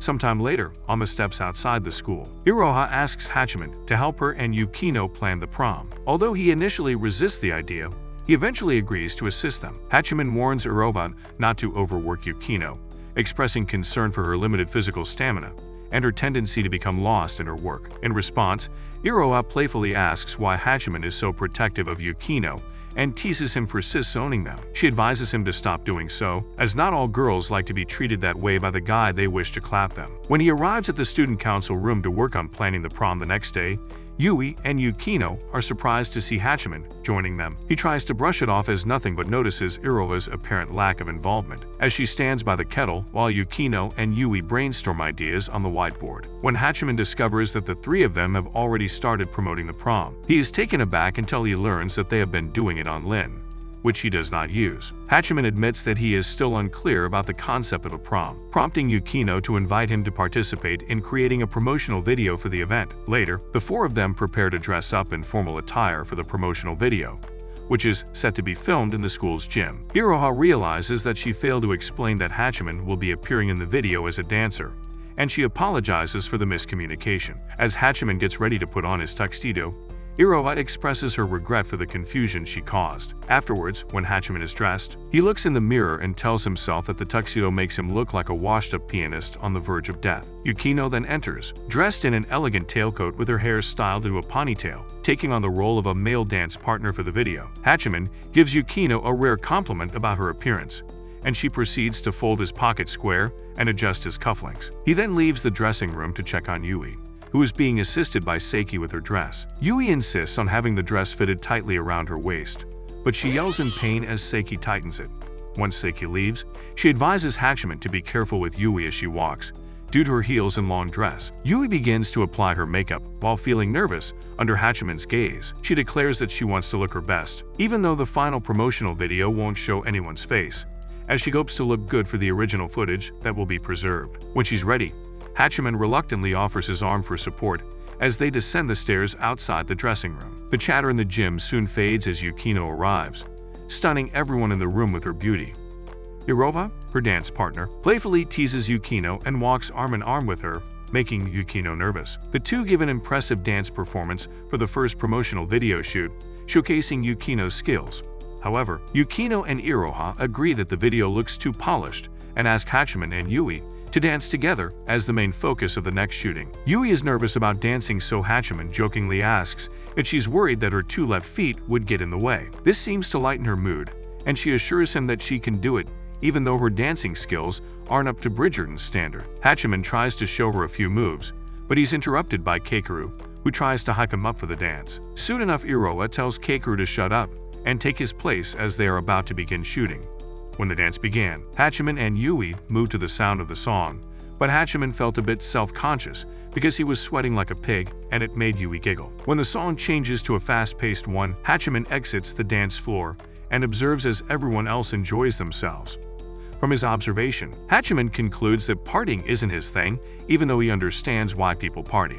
Days later, as Hachiman and the girls review the images from the promotional shoot, they talk about how the event's success has generated a lot of positive buzz. When Hachiman tries suggesting new ideas for the prom, Yukino shoots them down and tells him that his half-baked ideas are of no use to them. She reminds him that the prom is hers and Iroha's brainchild and states that they do not need help from him and Yui. She reaffirms her desire to prove her independence and capabilities by planning the prom with as little help as possible, so he backs down. Later, after Yui and Hachiman leave the club room, he proposes that they go shopping for a congratulatory gift for Kamachi. Yui likes his idea and agrees, so they head to the nearby shopping center to look for the perfect gift for Kamachi. However, when they arrive, Hachiman spots a coffee-themed vending machine and the caffeine addict starts gushing over it like a go-go stand at an anime convention. His fangirl amuses Yui, but she says nothing and watches as he takes selfies with the machine. After he's taken a few, she surprises him by taking one with him too. When they were finished with their photo session, they walked into a furniture store and began browsing through. This activity brings them to a studio apartment showroom and Yui convinces Hachiman to sit on the bed with her. When he obliges, she asks what he dreamt of becoming when he was a child, and he lists a few jobs, all of which are high-paying jobs. Of course, Yui doesn't fail to point this out, but doesn't dwell on it, and tells him that her dream as a kid was either to become a florist, a cake shop owner, or an idol. She also adds that what she wanted the most was to be a bride, but she says this with a hint of nervousness. Thankfully, Hachiman doesn't say anything regarding this statement, so she changes the topic by suggesting they make a gift for Kamachi instead of buying one. The following day, as Yui and Hachiman prepare to go home after school, Iroha approaches them and takes them to the school's reception room. Upon their arrival, they find Yukino, Haruno, and their mother engaged in a heated argument, while Shizuka quietly watches them. It turns out that Yukino's mother is against the prom and expresses her concerns about all the cultured behaviors the students might engage in on. Iroha angrily tells the woman off and asks why she and the other parents who supposedly disagree with the idea of the prom didn't speak up earlier. Ignoring her question, the icy woman asks Haruno if there was ever a problem in the past with the parties the school hosted for the graduating class, to which she responds no. Watching the woman maintain her calm while ruthlessly chewing his friends out fascinates Hachiman, and he reminds himself not to judge a book by its cover. He then asks Shizuka why the school agreed to let them have the prom when they are so old-fashioned. Shizuka explains that it is because the school likes to pride itself on respecting the wishes of the students and not interfering with the organization of the events they wish to host. Just then, Yulino's mother tells Yukino to come home early and not overwork herself because of the prom. After the woman leaves, Haruno unknowingly spills the beans about Shizuka's imminent departure from the school, shocking everyone in the room. Later, Yukino tries to come up with ideas on how to convince the parents that their prom night isn't a cover for them to smoke trees and clap cheeks. Hachiman attempts to give his opinion as always, but she declines his offer to help and tells him that she can handle everything alone. Seeing this makes Haruno tease him about automatically switching to a big brother mood every time he's with the girls. Before she can get into the dynamics of his weird relationship with Yukino and Yui, Yukino cuts her off. She then tells Hachiman that she doesn't need his help even though he tries to convince her otherwise. The next morning, while it rained, Hachiman recalls the conversation he had with Haruno shortly after the meeting. During their discussion, she asks him how he would describe his relationship with Yukino and Yui. He tells her that it is similar to the sappy love triangles in those popular telenovelas, which amuses Haruno.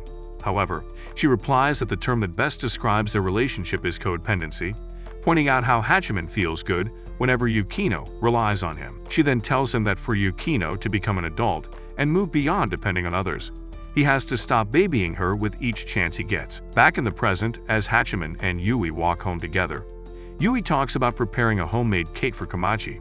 Just then, she receives a message from Iroa, who is panicking about the prom being at risk of cancellation. Immediately, Hachiman calls Shizuka to ask for help, however, reminds him that Yukino specifically asked that he not interfere with the prom preparations. After giving a series of vague answers, Hachiman finally comes clean and admits that he wants to help Yukino with the prom because he promised he would save her someday. Satisfied with this answer, Shizuka asks Hachiman to return to the school. After he hangs up, he notices a single tear roll down Yui's cheek and her eyes welling up, causing him concern. Despite Hachiman offering to walk her home, Yui brushes off his worry, saying her tears were of relief and assuring him that she is fine. As Hachiman sprints back to the school, Yui hides behind a metal fence and sinks to the ground, weeping. She tries to convince herself that it's good that her tears have stopped, contemplating that Hachiman would have come to help her if she had continued to cry in front of him. She despairs about her inability to prevent Hachiman and Yukino's special relationship, reflecting on the picture Yukino has of her and Hachiman at the amusement park. As she continues sobbing, she acknowledges that despite her attempts to rationalize her feelings, she wishes she had let Hachiman see her tears so that he would help her. Meanwhile, Hachiman had already arrived at school and was with Shizuka in the staff room. She briefs him on the situation, stating that the school admins are considering canceling the prom. According to the information she's gathered, both the board and the Pete don't want to look like the bad guys, so they're hoping they can get the prom planning committee to voluntarily cancel the event. This makes Hachiman realize that the school wants to let the committee take the fall for their actions and face the students' wrath alone. He points out that with so many influential parents against the prom, it made sense that they would want the students to give up. Shizuka tells him that there's nothing she can do since she has zero influence because of her position. In response, Hachiman says he doesn't want to be at the bottom of the food chain and she encourages him to claw his way to the top so he can do whatever he wants. This statement makes him remember Yukino's mother and his brain starts formulating a plan. Shizuka reminds him that Yukino doesn't want his help, but he tells her that he doesn't care and is willing to do anything to get her out of the mess. In response, Shizuka says she doesn't think it is the right choice for him to go against Yukino's wishes. As the girl sees the prom as a rite of passage for her goals, Hachiman points out that what he wants to do will in no way invalidate Yukino's efforts, but she tells him that the way he handles the matter is what will determine how Yukino will react. The next moment, he remembers Yukino's tearful request that he not help her, and he admits that he's too young to be having women's troubles. Shizuka encourages him to put his big boy pants on and tells him to go find Yukino, who is still in the student council room.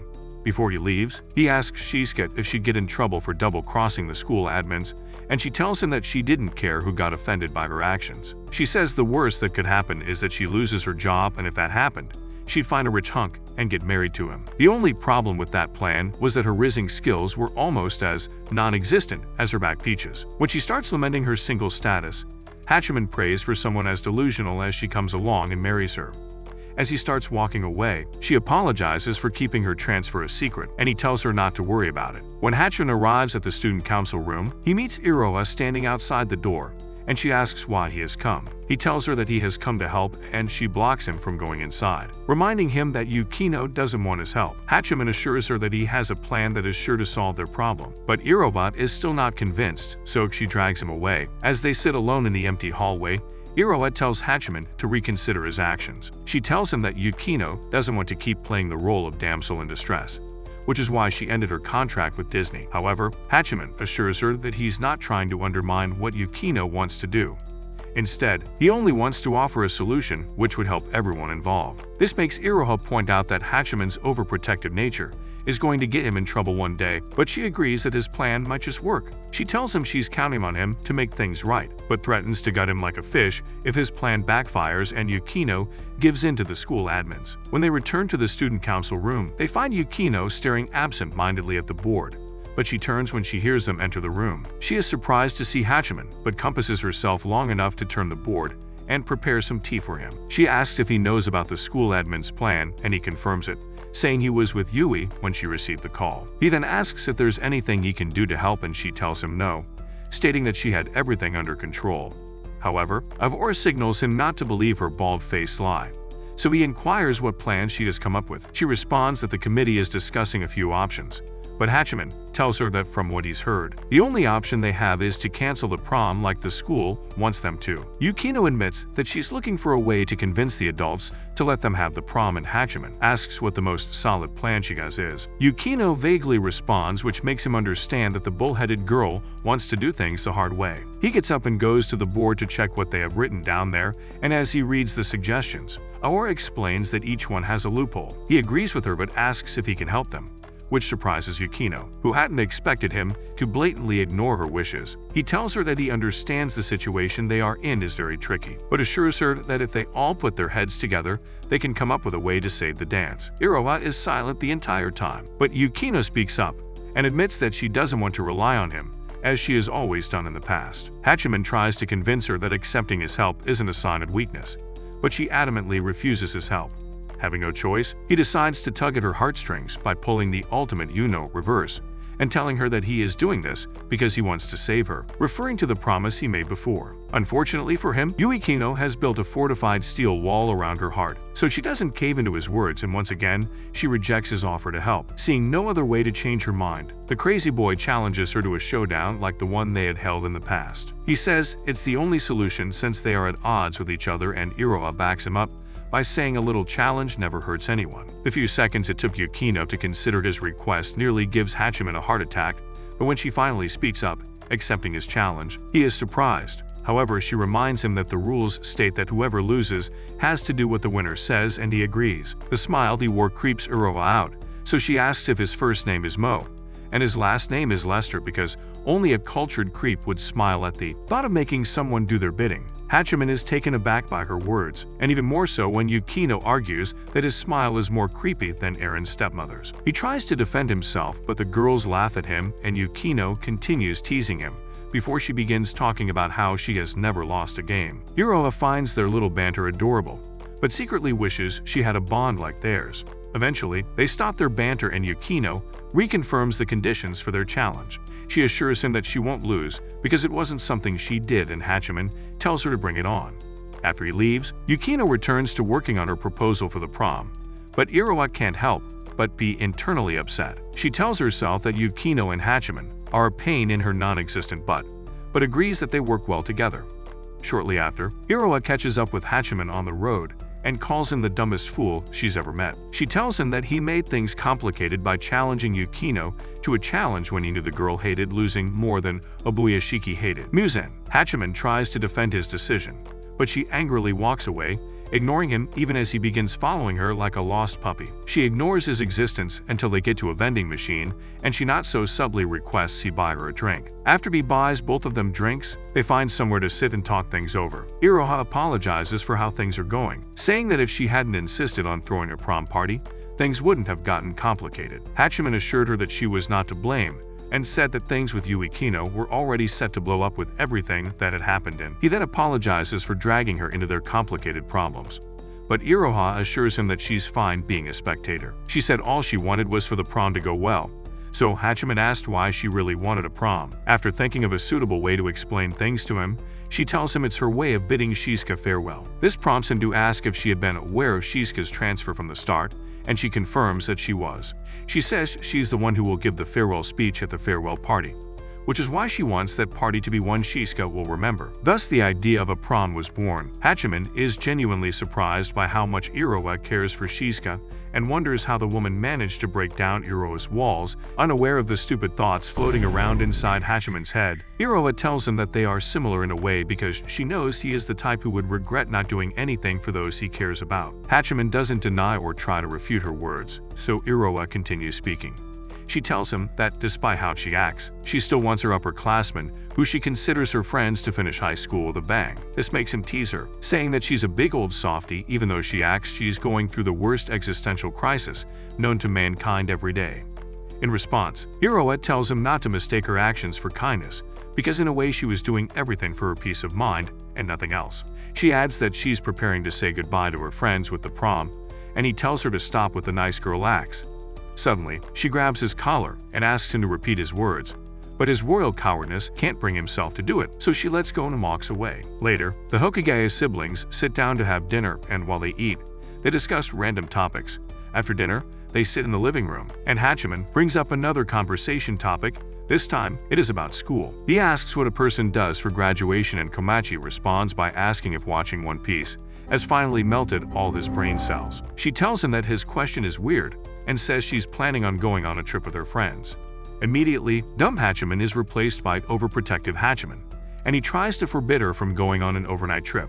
However, before he can complete his statement, Komachi hits him with a look which shuts him up faster than a well-deserved slap would. She then tells him that her class is supposed to have a graduation party, but says she will opt out of it and have dinner with her friends instead. Hachiman dutifully writes what she says on his phone because, believe it or not, this useless excuse of an MC actually doesn't know what to do with his friends on graduation day. He asks if there are other things she intends to do, stating that the ones she's already told him sound like side quests. She indulges the dummy by telling him of the school farewell event, which he remembers partaking in when he graduated from elementary and middle school. Komachi asks what his school is doing for graduation, and he shows her a social media post on his phone advertising the prom. Immediately, Komachi's eyes lit up like a kid on Christmas morning, and she tells him that the idea sounds cool, even if she has no idea what a prom is. Internally, Hachiman tells himself that he doesn't know what to do if the prom gets cancelled, and it bugs him. The following day at school, Hachiman asks Yui if she's alright, because he recalled how sad she looked when he left to go help Yukino. Yui forces a smile and assures him that she's doing okay, hoping that her cheerful smile will stop him from asking any more questions. As they walk to their class, Hachiman shares his plans to save the prom with her and his upcoming showdown with Yukino. Yui asks if he tried reasoning with Yukino, and he tells her that the stubborn girl refused to listen. Yui tries to convince him that talking things out is the best solution, but he tells her that if he doesn't do it that way, Yukino will keep refusing his help. After considering his words carefully, Yui then decides to assist Hachiman with his plans for the prom as they enter the classroom. At a restaurant later, Hachiman reveals his plan to Yui on how to get the prom approved by manipulating the impression of the opposition. Afterwards, they focus their attention on the immediate problems, mainly manpower and budget. To address the manpower problem, Hachiman enlists the aid of Yoshiteru, Saki, and Saki, who meet with them at the restaurant. In the end, Yoshiteru decides to assist Hachiman, and while Saki thinks he may not have the time, Saki decides to help Yukino, and Hachiman appreciates their help either way. Hachiman and Yui then proceed to the internet cafe to research references they can use for their fake prom. They narrow down the venues they can use with the budget in consideration, but nothing has been decided so far. As Hachiman continues his research, Yui pretends to fall asleep on Hachiman's shoulder and wishes that the moment could last forever. The next day, Yoshiteru takes Hachiman and Yui to the gaming club and introduces them to his friends. The boys are surprised that Yoshiteru has friends other than them, but Hachiman doesn't beat around the bush and immediately cuts to the chase. He tells them that he needs their help to plan a fake prom to ensure that the real prom is a success, and the boys ask if he's been sniffing nail polish. They point out that his plan is crazy, to which he agrees, but says it is the only way to ensure that the real prom goes on without a hitch. He admits that he wants the boys to do most of the work without compensation, as he is so broke that he's about to break the Guinness World Record for the poorest character to exist and can't pay them. He tells them to think of it as volunteer work, but Yui steps in front of him and pleads with the boys not to be offended by his less than subtle way of trying to turn them into slaves. When they all sit down to discuss Hachiman's crazy plans, Yoshiteru's friends tell Hachiman that they don't care about the prom. Hachiman tries to convince the boys to change their minds by promising that they will enjoy the prom. Eventually, After he gives them his speech, Sagemi's brother agrees to help with the plan. He says it's because he wants to prevent his sister from interfering with the plans, and that was when Hachiman realized who he was. Immediately, he sympathizes with the boy and tells him that he too understands what it means to have an embarrassing sibling. In his case, he was the embarrassing sibling and he didn't want his loser reputation to affect his sister when she started schooling there the following year. Moving on from the talk about embarrassing siblings, Hanado points out that the task they want to embark on is hard. He asks how they intend to put together a prom when they don't know the first things about planning a prom. Hachiman assures them that they can pull it off and even suggests that they join the planning committee the following year so they can make their prom better. He promises to put in a good for them with Iroa, but the boys freeze up at the mention of her name. This is because everyone believes Iroha is the devil's spawn, and worse of all, there were rumors that she was nothing but a dumb bimbo who only cared about parties and boys. Yui signals Hachiman to say something, so he tells the boys that the things they heard about Iroha are all false. He agrees that she might be Lucifer's offspring, but says everything else that they heard were all baseless rumors. The boys aren't remotely convinced by his words, because they have both been victims of Iroha's cruelty, and she has on many occasions made them feel like worthless pieces of trash. In the end, Hachiman convinces them that once they get to know the real Iroha, they would love her. With that out of the way, Hachiman turns the gaming club room into his base of operations. The group begins brainstorming ideas, and when Hachiman proposes a joint prom with another school, they ask if he's lost his senses. He assures them that it is not a bad idea, so Yui suggests they collaborate with Cebu High School. Hachiman doesn't like this idea, as there have been some issues between them in the past, but Yui says it will be worth a shot if they talk to them. The next thing they talk about is creating a social media page to promote their prom and create some buzz around it. However, Hachiman says they need a name that will draw people's attention, so Yui proposes he talk to Hayato, the top dog of the captain committee. The following day, before Hachiman leaves the house, he wishes Komachi a happy birthday, and she teases him for trying to act cool while saying it. Later, he goes to meet Yui, Kaori, and Tamanao at the library to discuss the joint prom. When he gets there, Kaori questions why he's been ghosting her and why he had Yui contact her for the meeting. Hachiman explains that he got a new phone, and as such he lost her contact, which is a bald-faced lie because he had actually deleted her contact long ago. Unaware of this, the girl offers to give him her line contact, but he tells her that he doesn't use it. Kaori laughs at this and tells him that he has to come up with a better lie than that if he wants to reject her. Eventually, they begin the meeting, and after Tamanawa reads the proposal Hachiman and Yui came with, he speaks up. He tells them that although their proposal seems good, it's lacking a few things which he points out. The entire time the pretentious Prince Charming is speaking, Hachiman and Yui stare at him with annoyance. When he finally stops, Hachiman argues that his points make no sense and suddenly starts rapping to get his point across. Yui is shocked by this, but even more so when Tamano replies with a rap of his own, and that is how an epic rap battle begins. This goes on for a while, with each boy passing their point through rap, but in the end, Tamanao wins the battle. He tells Hachiman and Yui that they can't accept their proposal even though it is good, so Yui asks what they can do to make it work. He suggests that they rewrite the proposal and clearly state their objective for the prom, which Yui agrees to do even though Hachiman looks like he's ready to punch Tamanawa. After the meeting concludes, Kaori invites Hachiman and Yui to eat with her and Tamanawa, but Hachiman declines, saying he wants to continue working on the proposal at school. Back at the gaming club room, Hachiman's group proceeds to set up the logo and social media page for the joint prom. Yoshihiro also brings his camera at Hachiman's request and proposes the name Sobu High School Prom the Psycho Project as the name for the joint prom. Hachiman accepts the name and prepares to meet with Hayato, the head of the captain committee, while the rest finish up their tasks. On his way to the soccer field, Hachiman sees Yukino and talks to her. They have their usual banter and discuss their progress on their respective proms. Yui soon joins them, and she tells her that she is helping Hachiman. As Yukino and Yui have their talk, Hachiman watches and reflects on their situation in silence. When Hachiman finally meets up with Hayato, he tells him his plans for the fate prom and asks if Hayato will help him. Hayato tells him that the last thing he wants to do is help him because it means he will be going against Yukino. Feeling a bit chatty, he talks about the time when Yukino refused Hachiman's help, but the stubborn donkey still went ahead to help her. He said that Hachiman's actions had made him feel insignificant, as he too had wanted to help Yukino. However, he tries to convince Hachiman to back out of helping Yukino again, but Hachiman refuses the same way he did when the others made the same request. Hayato asks what he's trying to prove by helping Yukino, even though she doesn't want his help, and he responds that he's trying to prove that their relationship isn't a codependency one. Days later, Hachiman, Yui, Yoshitru, Hina, and Yumiko go to the beach to take photos they intend to use to promote their prom. The weather is a bit chilly, so Yui provides the girls with some heating pads before Hachiman begins the shoot. He thanks the girls for helping them out, and Yumiko says she's only doing it because Yui asked her to. When he begins taking the photos, he quickly realizes that his photography skills can never be on the same level as Peter Parker. Noticing the look on his face, Hina takes the camera from him, and after pushing some buttons, she takes one shot.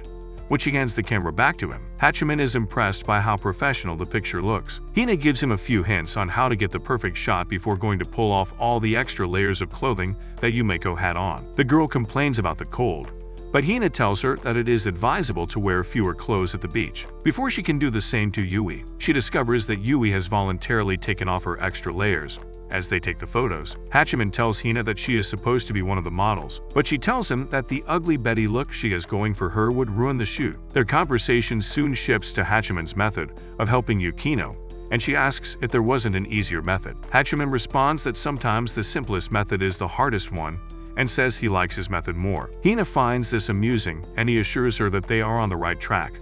Just then, Yui and Yumiko call out to Hina to join them, so she leaves Hachiman and rushes towards her friends. Hachiman takes one final shot, and because the picture came out looking good, they decide to use it as the cover photo for their announcement. Hanato and Sagami do all the designs to set up the social media page, and when they show it to Yui and Hachiman, they agree that it looks good. They also published photos of Kaori and Tamanawa to announce the joint prom. Hachiman thanks the boys for their hard work and says that if all goes well, they will start seeing results at the beginning of the next week. He instructs Yoshitru and the others on what to do until then and concludes the meeting for the day. As he and Yui walk together, he makes a call to Haruno, asking her to meet them at a cafe. At the cave, he requests her help to promote their prom, and she questions why he is taking things too far. This is because she still views his relationship with Yukino as codependency, but Hachiman replies it was for mutual support. Haruno then reminds them that they still have to convince their mother to give her approval for the prom. However, she gives them a clue on how to go about it. After they leave the cave, Yui asks Hachiman what Haruno meant by his relationship with Yukino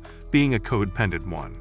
At school, the following day, Shizuka informs Hachiman that Yukino's mother wants to talk to him. When they get to the meeting room, the woman inquires if Hachiman is the organizer of the second prom, and Hachiman indirectly denies it. Shizuka points out that they could be facing a problem of students who will proceed with the prom without their knowledge or control. Yukino's mother responds that there are still members in the organization who are being stubborn. Considering the woman's position, whom he views as the strongest piece on the board, Hachiman asks her to assist in convincing the opposition and points out that he has no persuasive powers over them. Impressed with Hachiman's guts, Yukino's mother asks for his name, which he tells her. She's surprised when she hears his name because she remembers that he is the same person from the car accident and exchanges apologies and pleasantries. The meeting concludes and Yukino's mother accepts the plan to convince the other parents to agree to the prom. Meanwhile, at a cave, Haruno and Hayato discussed Hachiman and Yukino's codependency relationship. Hayato disagrees with Haruno that the relationship is a codependent one, but Haruno insists and reminds him of how it was. Surprisingly, the previous day, Yui had returned to speak with her and had also told her that she had the wrong idea about Hachiman and Yukino's relationship. Later, Hachiman goes to the service club room and finds Yukino looking out the window. He tells her that her prom was approved, and they begin to debate on who actually won the showdown, refusing to accept that either one of them is the winner. Yukino then tearfully tells Hachiman that she had fun in the service club and wants to end their fake relationship. In the end, Hachiman admits defeat and asks for Yukino's wish. Yukino asks for Yui's wish to be granted, and Hachiman agrees and leaves the room. Yukino emails Yui to meet up with her, and they meet near a bus stop. They talk about the prom and how she could not refuse Hachiman's help. And as Yui sees Yukino's smile, she realizes that their relationship is over. A few days later, Komachi notices Hachiman spacing out while sitting in the living room, so she asks what's got him all focused. He tells her that a lot of things have happened, and she points out that it is weird to see him so serious about something. Usually, he's acting like a court jester and trying to brush everything aside of the joke, so seeing him that way doesn't sit right with her. She asks if he wants to talk about what's bothering, and he says he will explain everything when the time comes and all has been settled. He then says that because of how things currently were, he didn't think that the celebration they wanted to throw would hold. Komachi tells him that she doesn't mind canceling the celebration even though it means she will be stuck with only him. She also tells him that she has a surprise planned for him, and he points out that it is no longer a surprise since she already told him about it. Komachi assures him that the surprise is still a surprise, and says she is glad that the celebration is only going to involve family. Later, at school, while Keikaru is busy telling Yui and the others about his plans for the holidays, Hachiman sends a text to Yui asking her to meet him. Yui finds the text strange but excuses herself from the group to go to speak with him and ensures that she tells him off for not approaching her. Like a normal person, after school, the two walk home together, and Yui begins talking about the prom. She congratulates him for getting Yukino's mother on their side, and says that Yukino is the one who told her that the prom has been approved. Hearing that Yukino contacted her, Hachiman proposes that they go to a nearby park and discuss, to which she says yes. At the park, Hachiman buys Yui a drink and asks what her wish is, as if he were a genie there to grant her 3 wishes. Yui is confused by his question, so he explains that he wants to know if there is something she wants him to do for her. Yui replies that there are a lot of things she wants him to do, but she only lists a few she thinks are relevant, most of which are related to his terrible behavior towards her. Appalled by his atrocious attitude, Hachiman apologizes to Yui, who laughs at his behavior. She then continues listing things she wants him to change while interacting with her, but when she stops, she says she knows that the competition between him and Yukino isn't over yet. Hachiman confirms that it isn't, but says that he conceded defeat, so that means the competition is over. Yui tells him that he shouldn't have given up, but he assures her that he's fine with his decisions and asks what wish she wants him to grant her. Yui thinks for a moment and admits that because she's a greedy person, she can't settle on only one thing. Hachiman tells her that as long as they are within his capabilities, he will grant all of them, but this statement prompts her to scold him. She says he's always putting the needs of others before his, even though they are impossible. Yui then tells him that she wants to keep helping Yukino with the prom preparation, as she wants to see how it ends. She also says she wants to throw a birthday party for Komachi and hang out with him somewhere other than school. Her final wish was to grant a wish of his, and Hachiman admits that he doesn't know what to wish for. Yui asks him to use his brain for once and think of something he wants, as she wants to grant it, promising that she will do the same and think of a wish she wants him to grant. The next day at school, Hachiman runs into Yumiko at their lockers, and she asks what his intentions are with Yui. She says she doesn't care what he does with his pathetic life, but warns that if he does anything to hurt Yui, she will make him regret being born. Just then, a cheerful Yui arrives, so Yumiko stops her threats, allowing Hachiman and Yui to walk to class. On their way, Yui yaps a lot about her night, and when they meet Yukino and Iroa in the hallway, she happily runs to them, and as she begins yapping Yukino's ears off, Iroa talks to Hachiman. Eventually, Yukino and Yui join their conversation, and Yukino briefs them on the prom preparations and the problem with the logistics, but still refuses help from Hachiman, despite Iroha indirectly implying that they need manpower. As they part ways, Iroha whispers that he is welcome to help anytime. After Yukino and Iroha leave, Yui asks Hachiman to come to her house on Saturday. At Yui's home, Yui and Hachiman decide to make cookies for Komachi's party, but Yui's mother insists on making fruit tarts, so then they go shopping for the ingredients.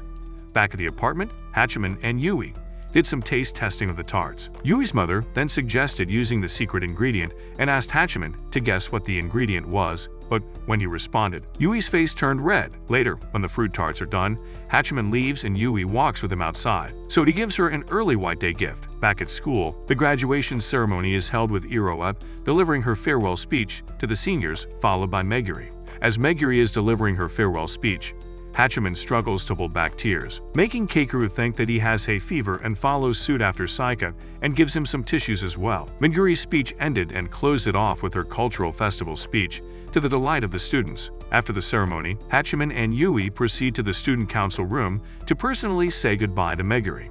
After Meguri leaves, Yui and Iroa catch Hachiman sniffing and wonder if he likes Meguri. Hachiman responds that there are people who don't like her, but Iroha is still annoyed and assigns a little job for Hachiman. In the days that follow, the preparation for the prom continues and Iroa is at the helm of it, assigning tasks to everyone involved. Yukino is in charge of things in general. Iroha is the MC and sound system works. Yui is on reception desk duties, and Hachiman is sound assistant in case Iroha is busy. After Hachiman does the sound checks for the mics, Yukino hands him the headphones they will use to communicate during the event. Seeing the headphones brings back memories of the past, but when he mentions it, Yukino acts like she isn't interested.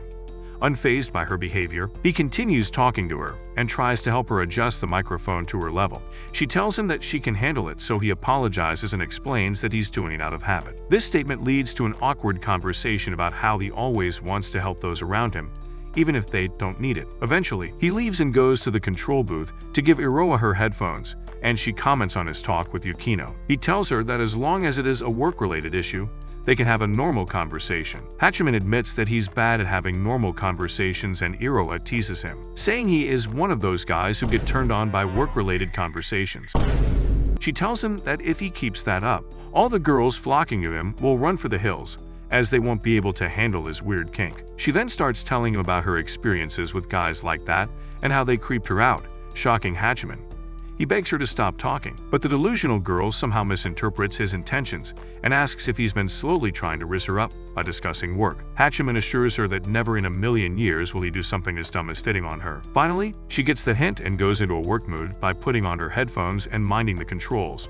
A short while later, she tells Hachiman that she enjoys working behind the scenes, and he says she can do it again the following year when she's planning her prom. Iroa then offered Hachiman, Yukino, and Yui a position in the student council, but Hachiman responded he would think about it with an open mind. The conversation soon shifts to the service club, and Hachiman says there is no need to do anything about it because the club would soon be dissolved. Still, Iroa tries to convince him to speak to Yukino about keeping the club active and promises to even help him with it. Before he can respond to her, Iroha returns to her station, giving him enough time to stare at her and gather his thoughts. Suddenly, Iroha turns to face him and tells him that if he keeps staring at her like that, he'll fall in love with her. She even goes as far as doing a pose, and when he tries to say something about it, Yukino's voice interrupts them through the headphones. She gives the signal for everyone to fall into position as the prom is about to begin, and they do as they are told. The party goes on without a hitch, and after a while, Hachiman takes a break from the control room. As he wanders around the gym, Yui calls out to him to join her on the side, so he approaches her.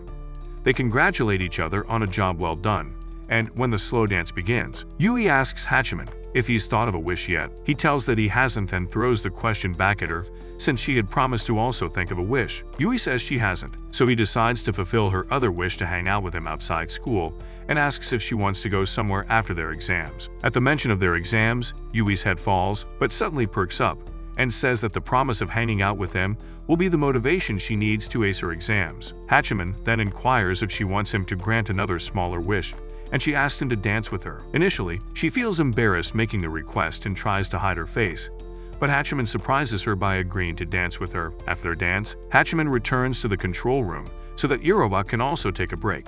Soon after she leaves the room, Yukino speaks to Hachiman through the headphones, and he gives her the go-ahead to go on stage and give a closing speech. Yukino hesitates to go on stage, so he gives her a few encouraging words, and she tells him that she will wait for him to grant her wish. With the prom over, everyone gathered in the conference room, where Yukino's mother congratulated her on the success of the prom, and Yukino revealed her plans to take over her father's job in the future. Surprisingly, her mother tells her she will fully support her. However, she advises her to think things through so she doesn't regret her decision later. Shortly after she leaves, everyone else except Hachiman, Yukino, Haruno, and Yui also go, and Yukino thanks Haruno for the support she showed her. In response, Haruno expresses dissatisfaction with the situation, saying she's unwilling to accept that the outcome of Yukino's little plan is worth as much as 20 years of her experience. She believes it is absurd for Yukino to expect her to give up everything she's worked for, and tells her sister she must work even harder to appease her. After a rant, she turns to leave, but when she walks past Hachiman, she smirks, leaving the dumb idiot confused as to what her intentions truly are. As soon as the door shuts behind Haruno, Yukino apologizes to her friends for her sister's rudeness. When she tries to justify Haruno's words, Yui tells her not to invalidate the time and effort she put into making the prom a success and proving herself to her mother. When the emotion became too much, Yui began talking about how much fun it was to spend time with them in the service club, and even though Hachiman didn't want it, they mutually agreed that the club would disband. However, as he tries to speak about the decision, Iroa suddenly enters the room, saying they finished cleaning the gym, so he leaves instead. Yukino immediately chases after him, and when she catches up, She thanks him for his help and apologizes for all the trouble she has caused him so far. Hachiman assures her that if anyone caused trouble, it was he, and tells her not to apologize. At that point, she's deeply emotional, but she holds back and promises to work hard and do better from here on. After saying all she has to say, Hachiman tries to leave, but she won't let go of his jacket, so he has no choice but to remove her hand himself. After leaving Yukino, Hachiman meets Haruno lurking in the hallway and questions her about her earlier statements. Haruno responds that Yukino's wish is an act of compensation and tells him how she sees the relationship among the three of them. Hachiman admits he knows how things are, so Haruno reminds him again not to get drunk and leaves. A little while later, Shizuka finds Hachiman still standing outside the conference room where Haruno left him and offers to drive him home. But they end up at a large-scale game center instead. After Shizuka does some batting practice, Hachiman tells her that Haruno believes their relationship with the girls is codependent. Shizuka says she can see why Haruno would think that, and adds that many people will see their relationship that way too. However, she tells him they are all wrong and that their relationship runs deeper than that. Hearing this, Hachiman recalls the moment the three of them agreed to disband their club, and he decides she's right. Shizuka writes on a paper napkin, as she explains that there are infinitely many ways to describe their relationship, but when she shows him the napkin, the word written on it is love. After Shizuka gives him a few more pieces of advice, Hachiman resolves to repair his relationship with the girls in his own manner. The following week, Hachiman bumps into Yui in the hallway, and the two head to a park to talk. She tells him it feels strange not to have club activities again, and admits she is finding it hard to accept that their club is gone for good. Hachiman tries to convince her she'll get used to it soon, but she refuses to listen and asks if he is truly okay with how things were. Hachiman admits he can't accept Yukino's reason for disbanding the club, because he feels she did it to make up for something. However, he can't shake the feeling that he is to blame for what happened. The next moment, he slaps himself, shocking Yui, but when he admits he doesn't want to stop being friends with Yukino, she relaxes and tries to cheer him up by saying he will still have many opportunities to interact with Yukino. Hachiman laments that he doesn't know how to mend their broken relationship, so Yui tells him to shut up. She points out that his only problem is his lack of communication skills, and tells him that if he stops being a chicken and talks to Yukino, things will return to normal. When he tries to argue, she cuts him off and tells him that she has decided that for her wish, she wants Yukino to still be a part of her life, because the only place she'd rather be is where the both of them are. After listening to her, Hachiman promises to make it happen, so Yui asks how he plans to convince Yukino to come back to them, and he admits he doesn't know. However, he expresses his determination to do his best, and Yui tells him that all he needs is one word. He asks if that word is sorry, and before she can respond, he begins apologizing for all the trouble he's caused her. He also says some very emotional things that make Yui's eyes well up, but she refuses to cry and tells him that he's being unnecessarily cheesy. Eventually, she gets up and says she's ready to head home, so he walks her there. After he leaves, Yui enters her house and is welcomed by her dog, who lies his head in her lap. At that moment, a few tears dropped in her hand, and her mother, who was standing behind her, told her to be like Elsa and let it go. Yui is surprised by her mother's sudden appearance, but the woman doesn't give her the chance to change the conversation as she hugs her. She tells her that what she's feeling runs far deeper than she knows. And as Yui cries her heart out, she realizes it's the first time she's ever felt the feeling called love. The following day, Judge Iroa, interrogates Yoshiteru, Safani, and Atano about the supposed joint prom they have been promoting. The boys tried to plead the fifth and act dumb, but Iroa took the role of bad cop way too seriously, and within minutes, they were singing like canaries. They told her they had been forced to plan a fake prom and directed her to Hachiman to learn more. Iroa is annoyed upon hearing this, as Hachiman is currently in a meeting with Yukino's mother. Not bothering to hide her dislike for the woman, Iroa calls her all sorts of names and wonders out loud why Hachiman went through the trouble of planning a fake prom. The boys tell her they have tried to dissuade Hachiman from carrying out his crazy plan, but he won't listen. They talked about all the things he made them do, and that just made Iroa question Hachiman's sanity even more. Meanwhile, in the staff room, Hachiman is trying to persuade Yukino's mother to speak to the board about allowing them to hold the joint prom, but the woman won't budge. Despite this, he keeps trying and tells the woman he is dissatisfied with the outcome of the fake prom, which confuses her, so she asks why. Seizing the opportunity, Hachiman tells her it is because he believes it could have been better, and the only way to bring his plans to life was to hold a prom. His statement causes Haruno to laugh, and she calls him a fool, but he tells her he doesn't care for her opinion. She tries to get him to back down by pulling the influential family card and asking if Hachiman truly wanted to negate all the hard work and effort Yukino put into the first prom. Hachiman responds that he is willing to bear the consequences of his actions, which intrigues Yukino's mother so much that she asks if he's sure he can pull off a second prom. Before he can respond, Yukino speaks up, saying it is impossible to host another prom because their funds are low. Hachiman tells her not to worry about the funding because he knows just the right person to manage their remaining funds. And when he suggests that she assist him in planning the prom, Yukino is surprised. Ignoring her reaction, he asks her mother if she believes her daughter can pull off his plan. Impressed by his daring question, Yukino's mother says it is up to Yukino to decide whether she wants to participate in the joint prom's planning. Eventually, after a few minutes of back and forth between Hachiman and the woman, she agrees to speak to the school admin and the PTA to allow them to hold another prom. She also tells Yukino that if she agrees to join Hachiman, she has to see it through to the end.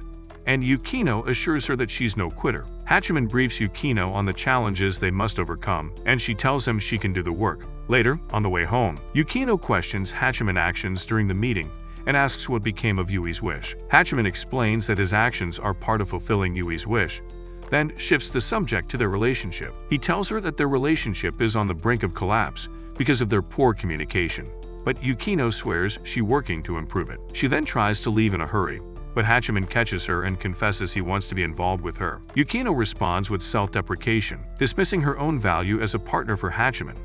However, he insists he likes her for who she is. As they hold hands, Yukino asks to be a part of his life, and at that moment, she and Hachiman become a couple. The following week, Hachiman and Yukino meet in the service club room to discuss the challenges of planning the joint prom. Hachiman is hesitant to ask Yui for help, but Yukino plans to talk to her soon. Since the prom involves multiple schools, they consider Inagi Seaside Park as a potential venue. They decide to visit it personally the next day, which happens to be a holiday. The following day at Inagi Seaside Park, they notice that the park is crowded with people. After taking a break and snapping some selfies at the cave, they check out another place, which is located next to a chapel and an event hall with various facilities. In the end, they'd agreed to use this location for the joint prom. Back in the service club room the next day, Hachiman and Yukino, along with Sagami and Hitano, begin processing requests about the venue. Moments later, Iroha arrives with the student council vice president and secretary to help. Saki also enters the room, and Hachiman asks whether the entire tennis club can assist with the preparations. Saki agrees. Unexpectedly, Hayato, Hikaru, Yumiko, Hina, and Saki also join the room to offer their help. Just as the meeting is about to begin, Yui arrives, much to the relief of both Hachiman and Yukino. After hours of work, everyone takes a break and heads to the Yukai-suke sauna.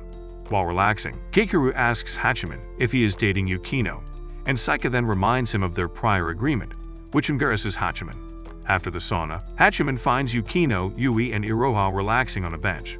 A few moments later, Yui and Iroha return to the group, followed by Hachiman and Yukino. The day of the joint prom arrives, and preparations are underway at the event hall.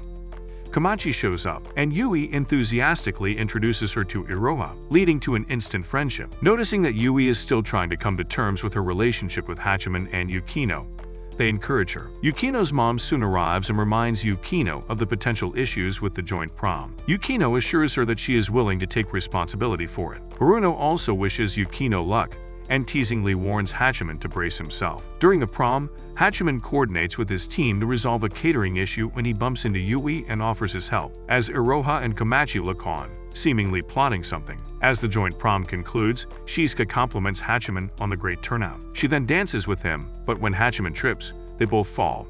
Afterwards, she asks him about his search for something genuine. Satisfied with his response, they shake hands, and Hachiman thanks Shizuka for everything she has done for him before bidding her goodbye. Hachiman then seeks out Yukino, only to be hit with more work. Unexpectedly, Yukino tells Hachiman she loves him and leaves immediately, leaving him speechless. Yes! Yes! Yes! Back in the service club room, Hachiman and Yukino finish up the paperwork from the joint prom. Yukino invites Hachiman to dinner at her home. Initially reluctant, Hachiman tries to decline, but Yukino nonchalantly outlines everyone's schedules. At that moment, Komachi enters the room and asks to join the club. Yukino welcomes her, but Hachiman responds that the club no longer exists and that they aren't recruiting members. Just then, Iroa rushes in, catching her breath, and presents them with an approved application for the service club, with Komachi as president and Hachiman and Yukino as members. Surprised by this turn of events, Hachiman and Yukino are taken aback. Soon after, Yui also enters the room with a request, so Yukino welcomes her and prepares tea. Later, as they prepare for their club activity, Hachiman's mind wanders to how his romantic life isn't what he expected it to be. If you watched up to this point and you liked the video, let us confuse those who didn't by commenting Sanji. Also, don't forget to like this video and subscribe to our channel. See you guys in the next video.